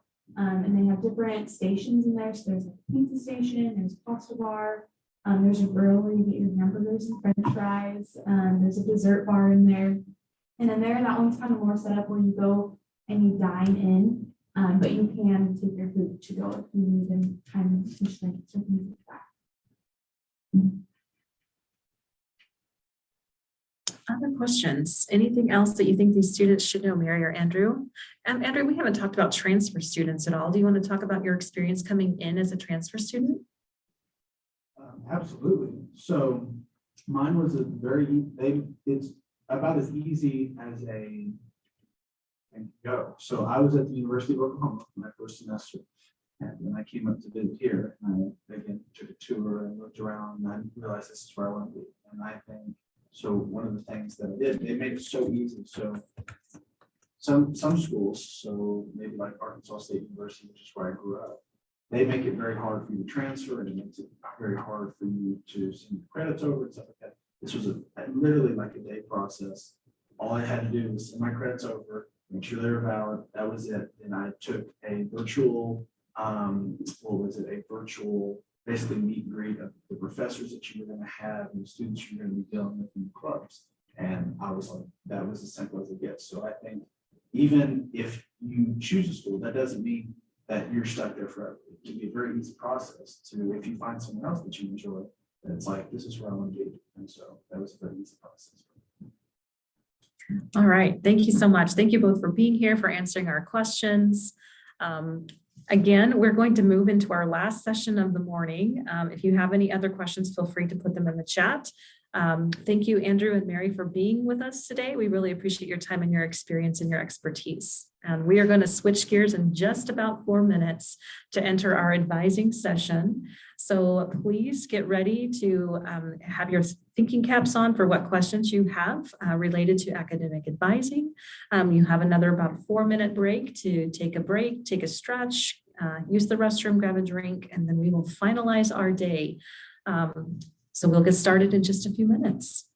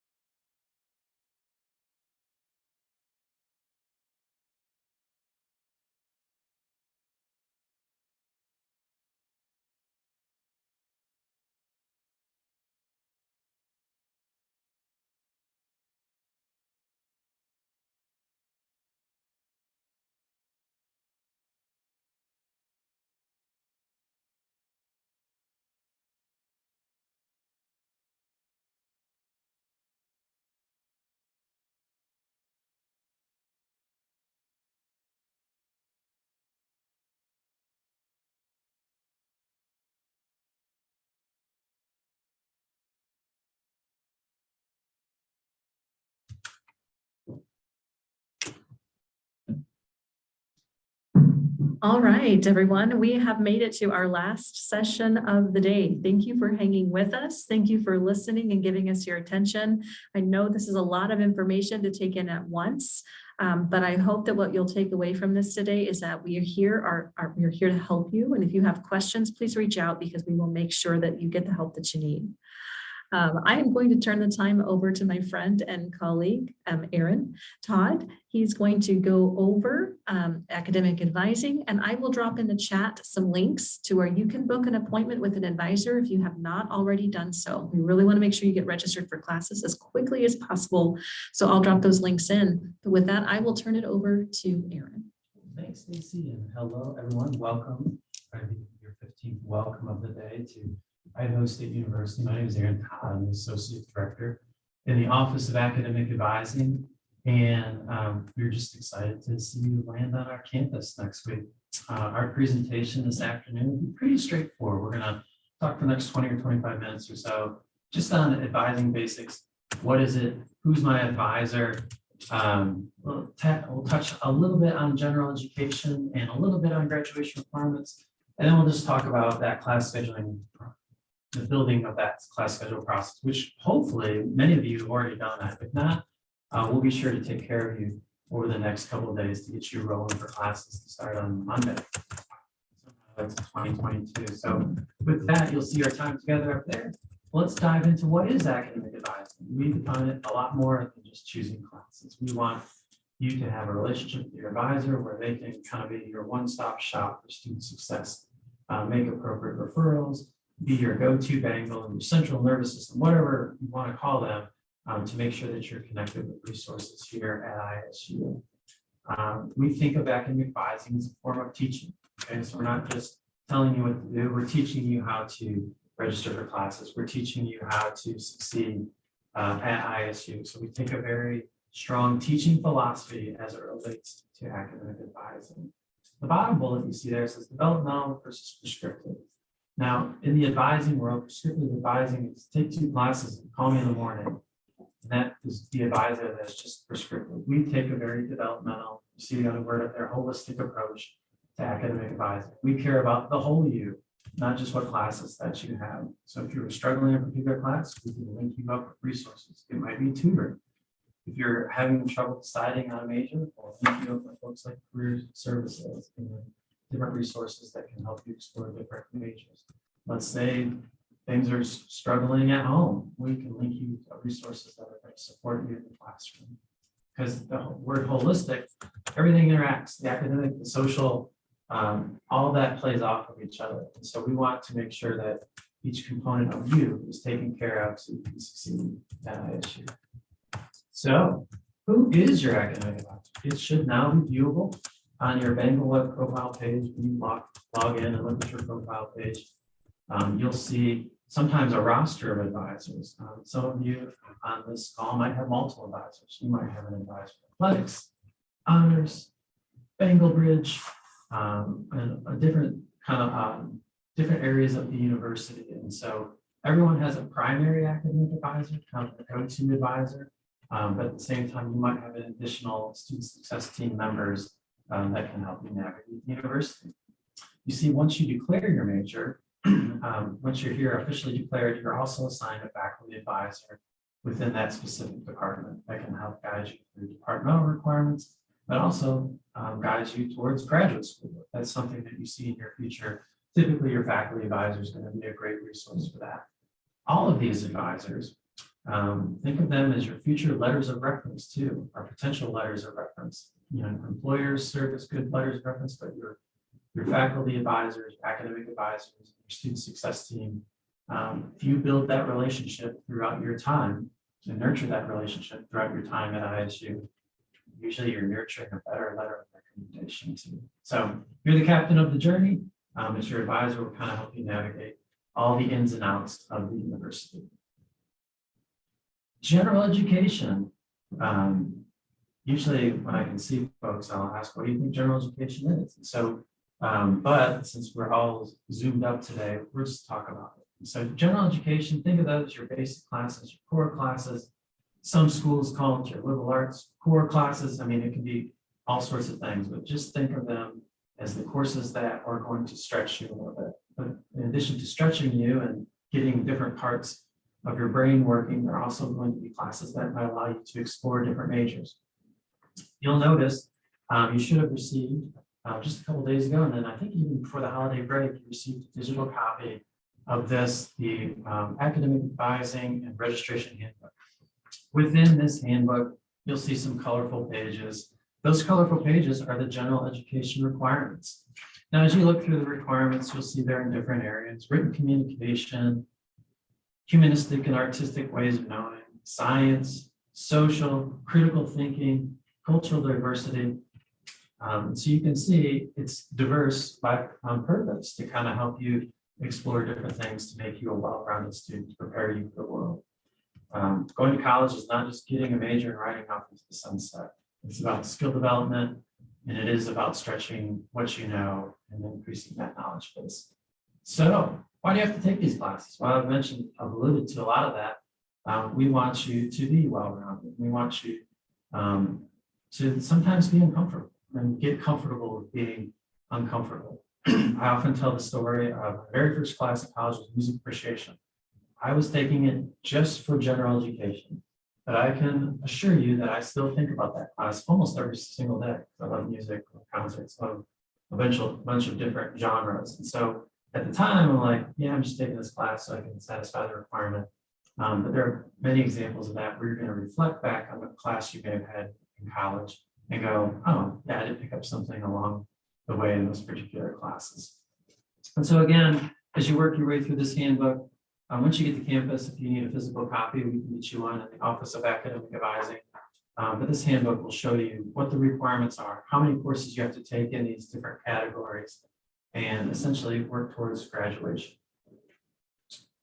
All right, speaking of graduation, everybody on this Zoom call has to hit the minimum 120 credit hours to graduate. 36 of those credits will come from your general education requirements, and then at least 36 credits have to be what we call upper division coursework. Now at ISU, we have 1,000 level courses, 2,000 level courses, 3,000 level, and 4,000 level courses. 3,000 and 4,000, those are considered upper division courses. Many times we'll get the question, well, does that mean they're harder? Not necessarily. You're usually just taking a deeper dive in a 3,000 and 4,000 level class. Where in a 1,000, 2,000 level course, it's a little broader. So if you take Introduction to Psychology, each week you might be covering a different area of psychology. When you take a 3,000 level course in psychology, it might be all abnormal psychology. And so think of those, the divisions, 1,000 through 4,000, is kind of becoming more specific, diving deeper, not necessarily becoming a quote unquote harder class. A minimum of those 16 upper division credits have to be here at ISU, and then 30 of your 120 minimum has to be at ISU. So you couldn't just take 6 credits here, take 114 courses somewhere else and go, ISU, I'd like my, it doesn't work that way. So there are minimum requirements that you have to achieve at ISU to earn an Idaho State University degree. And so another thing that your advisor will do, probably in every academic advising appointment, is revisit these requirements, not only the course requirements, but the credit requirements. You may have discovered on your Bengal webpage that you have, you can access another platform called DegreeWorks. DegreeWorks essentially is a way to audit yourself. It'll take what courses you've taken and courses that you're in progress, and it'll check all of these graduation requirements. It'll check your general education, it'll check your total hours, it'll check your major hours if you know that. And so you can always be your own advisor in a lot of ways too. You always want to see your academic advisor each semester. But I think there is benefit and growth of kind of owning your degree as well and taking ownership of what course requirements that you're satisfied. All right, moving right along. Quick commercial here. ISU has a range of courses that help in skill development. So not just academic courses, but student success courses. One of the most popular ones is Roar 1199. I think there are 3 sections of this course offered in the spring. And you can see from the slide that this course hits a lot of different basics on how to succeed in college. So not just the academic skill part, but also just financial literacy, how to do appropriate research, but also, and I think the bottom line is my favorite, it's like how to take care of yourself. College can be stressful. We don't always eat as well as we should. We don't always sleep as well as we should. And so you got to take care of yourself, because again, the physical is going to affect the mental. And so you want to take care of yourself holistically as well. Within that handbook, a few pages past the colorful pages, you'll see a headline. It says electives to help students succeed. So you'll see Roar 1199 kind of highlighted and boxed up there, but there are other courses within the handbook that will can work on different areas of skill development. Money management, career and life planning, college learning strategies. There's a host of courses that can support your academic courses. And the beauty of these courses is those credit hours count towards that magic 120 credits to graduate. And so you're not just taking it for kicks and snickers, you're taking it and it's counting towards the minimum 120 credits. So that's a cool deal about these courses. Another quick commercial. Every one of you probably has a smartphone within reach. Some of you may have been looking at your smartphone or listening. I see you, and that's okay. But what I'd like you today to do, today, you can do it right now, actually, because downloading an app takes like 15 seconds, is within the Apple Store or Google Play Store, you can download an app called Navigate Student.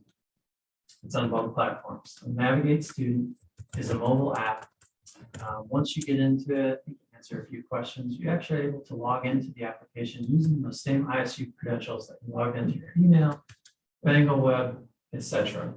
I took a screenshot on the side of the left side of the slide, and you can see kind of what you can get out of the Navigate app. To-dos includes events that are going on campus, but also important to-dos like pay your tuition, pick up your textbooks, set up a payment plan. So we've kind of built in things that take place every semester, but we've also included signature events that take place on campus. And so that could be Bangle Wednesday, which Bangle Wednesday, hopefully at some point today was talked about, or everyone, I'm participating, let the record show, in Bangle Wednesday today, but wearing this orange and black tie. And so there's different events and to-dos. You'll schedule your academic advising appointments with your advisor through this application. You can develop what are called study buddy groups. It's pretty cool. You join the study buddy group within your classes. And then if anyone else is interested, they join. So you can kind of form communities within your academic courses. I was playing around with this yesterday because I'm taking a photography class this semester. And so I've joined the study buddy group. I don't know if I'll have any photography study buddies throughout the semester, but I wanted to kind of see how the application works, in particular that feature. Campus resources, which includes not only phone numbers, emails, but also it'll link into Google Maps and take you to that office location. It's pretty smooth. If you have any holds, let's say you never do this, but let's say you get a parking ticket and that prevented you from registering, you'll actually have an alert on that main page when you log in saying that you have that hold. And then of course, the basic, just reviewing your class schedule is good to know. And I obviously see all this in Bangle Web as well. The beautiful thing about the Navigate app is that it's built for a smartphone. You can log into your Bangle Web on your phone, but it's a little tricky. Sometimes you have to stretch the screen and do all sorts of things. But using a phone app will kind of format that so you can see it nicely for Navigate. So hopefully you've downloaded Navigate Student while I talked about it and get linked into that particular application. It's being piloted this year in the fall, but more and more students are jumping on here in the spring. And then by fall 2022, most of you will have some sort of interaction with Navigate. Either through your advisor communicating with you through Navigate, scheduling your academic advising appointments through Navigate. And then on the faculty side, there's a faculty side of Navigate where faculty, if they're concerned for you, they might submit an alert to your academic advisor and go, hey, we haven't seen Marcy in 3 days. I'm just wondering if you could check up on her. And so that's not Big Brother, that's us caring. I often use the expression when I talk to new students that ISU is big enough to matter and small enough to care. And so because it is small enough to care, people will care for you. And so if someone is concerned, they're going to reach out. I think it's the beautiful part of coming to a school of this size is that it's big enough to have a lot of activities and athletics and all the student organizations, but it's also small enough where you don't get lost in the shuffle. And so that's another part of Navigate where a faculty member could just submit concern if you miss classes 3 days in a row, or maybe you're struggling on test scores and they're making a referral to tutoring, or they're still deciding on a major, so they might make a career center referral. So Navigate's a pretty cool deal. It's at over 550 other schools across the country. We just adopted it this past year. And we're already seeing the impact of just being able to identify students that are struggling and us having the ability to reach out to them. So how are you going to build your class schedule? If you've already, have you ever dropped the appointment link in there? I did. Yeah, so Stacy's dropped the link in the chat where you can scroll. You're assigned a primary academic advisor in your area of study. If you're still deciding, that is a-okay. You'll see on that link that Karen Palmer works with undecided students. And she kind of works in partnership with the Career Center as well. When you meet with your academic advisor, and hopefully a lot of you have already done this, but if you haven't, that's what that link's for, to get all set up and make sure you're squared away. These advisors will give you program overviews. They will provide you a shopping list of courses. And then when registration opens each semester, which obviously is open now for spring 2022 and beginning April 12th-ish, I think, it'll open for the fall of 2022. So you want your advising appointment ahead of April 12th. You'll have build that shopping list, and then each semester you'll go into your Banker Web account and register for courses. So after today, your academic advisors are available. There's the main page, isu.edu/advising. You see my email address, aarontodd@isu.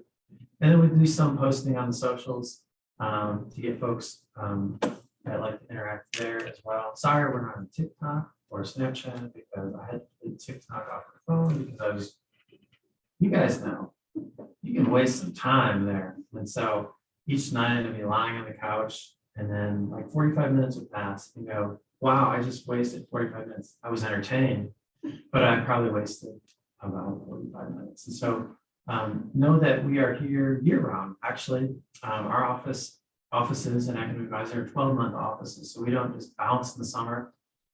We do look to travel and take care of ourselves as well. But our offices are available every month. We'll shut down a little bit on winter break. But other than that, we're pretty much open year round. So with that, I think my next slide is what questions do you have? So what questions do you have? Are there any exciting ones in the chat? Yeah, there are no questions yet in the chat, but if you do have questions, please feel free to, we have Aaron here for another few minutes. So this is a great time to ask questions. In my conversation with Aaron, some of the advisors are fairly booked in terms of appointments. So Aaron, do you have advice for students if they can't get an advisor's appointment? What should they do to get registered? Yeah, I would say first off, still try to reach out. It's kind of like hit and miss the rest of this week with some of our advisors. We have a staff of peer advisors within the office of academic advising.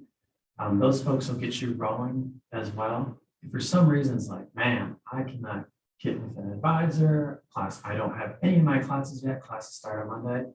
Be sure when you contact our office, make that well known. We will find a way to get you registered. Now, dirty little secret, you can register without an advisor. However, and I would encourage you to go ahead and do that, but I would still have peace of mind of sending your schedule to an advisor if you can't get in for an appointment. But we'll do what we can do. And I think some of our advisors are going to shift to walk-ins. We have last minute questions next week during classes. And so just make it clear what your situation is. It might be, hey, I was just admitted, I just attended orientation, classes start Monday. I got nothing. Our staff is trained to get you linked up with somebody and make sure that you're taken care of. Usually our staff is trained not to say, well, tough tacos, suck it up, cupcake. No, we're going to make sure that you have someone to take care of you. If you run into any roadblocks, again and again, we hope that you do not. I think ISU is a freakishly friendly place, but for some reason, drop me a message and I'll make sure it's routed to the appropriate person and make sure that you are good to go for Monday classes. Thanks so much, Aaron. I don't see any other questions in the chat.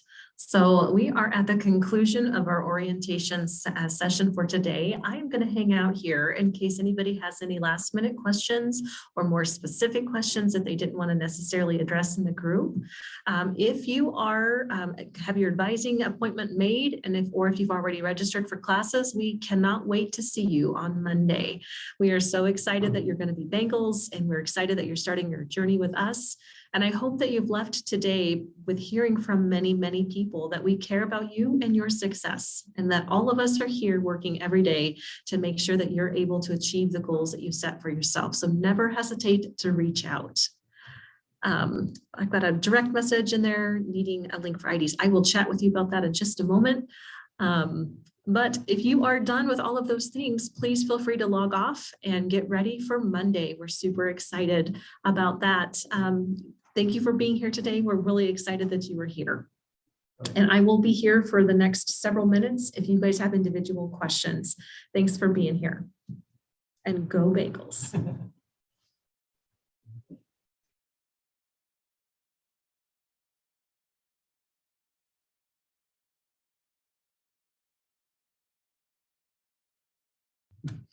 I had a question about where can I go to find out if where I need to go, what you need for the first day of school. I'm going to drop a response in the chat. I'm just going to give you a general phone number. This is the phone number to our Welcome Center, and they can give you some overall guidance as to whether or not you have anything that's outstanding with financial aid or scholarships, and they can also direct you to the right question or right people to answer those questions. So that number 208-282-2123 is your best place to start.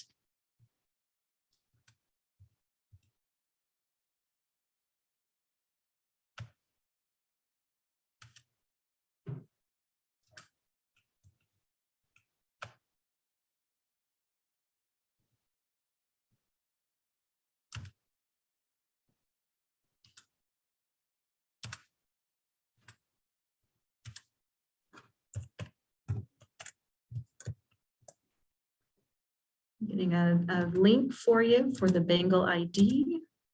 I'm going to post that in the chat just now.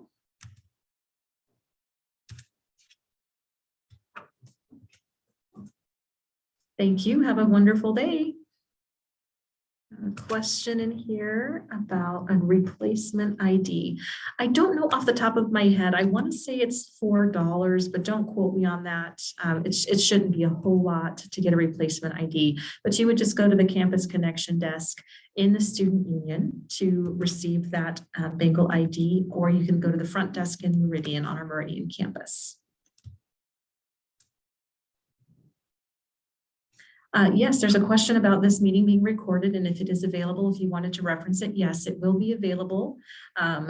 We will also be emailing this to anyone who couldn't make it to orientation. And then if you go to our website, isu.edu/NSO, we have a lot of this information posted on that website as well. I'm going to just go ahead and put that in the chat so that you can reference it. That website is super helpful for lots of different pieces. We've got some video recordings that might also be helpful as well.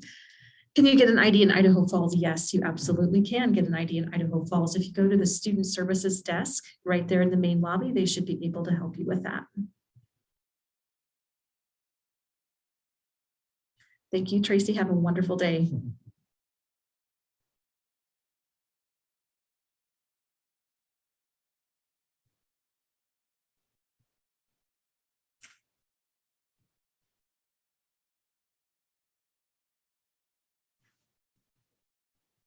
Any other questions you have? We are here for the next few minutes. Go ahead and feel free to put them in the chat. You can either direct message me or you can just put them in the open chat and I'll be happy to get back to you as soon as I can.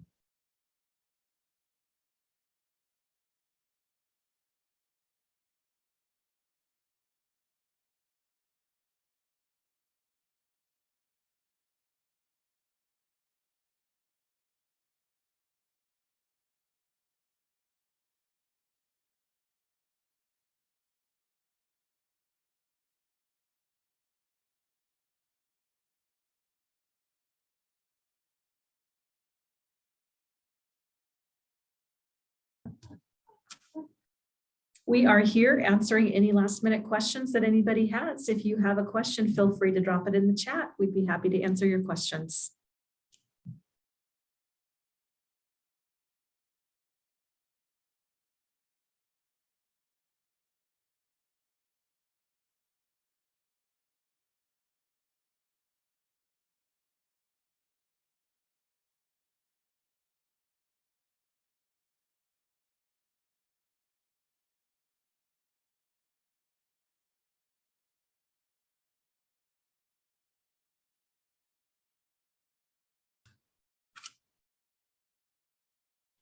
One more time, I see we've got about 10 students that are left here in the room. I'd be happy to answer any questions that you have. You can direct message me on the chat feature, Stacy Phelan, or you can just drop that question in the chat.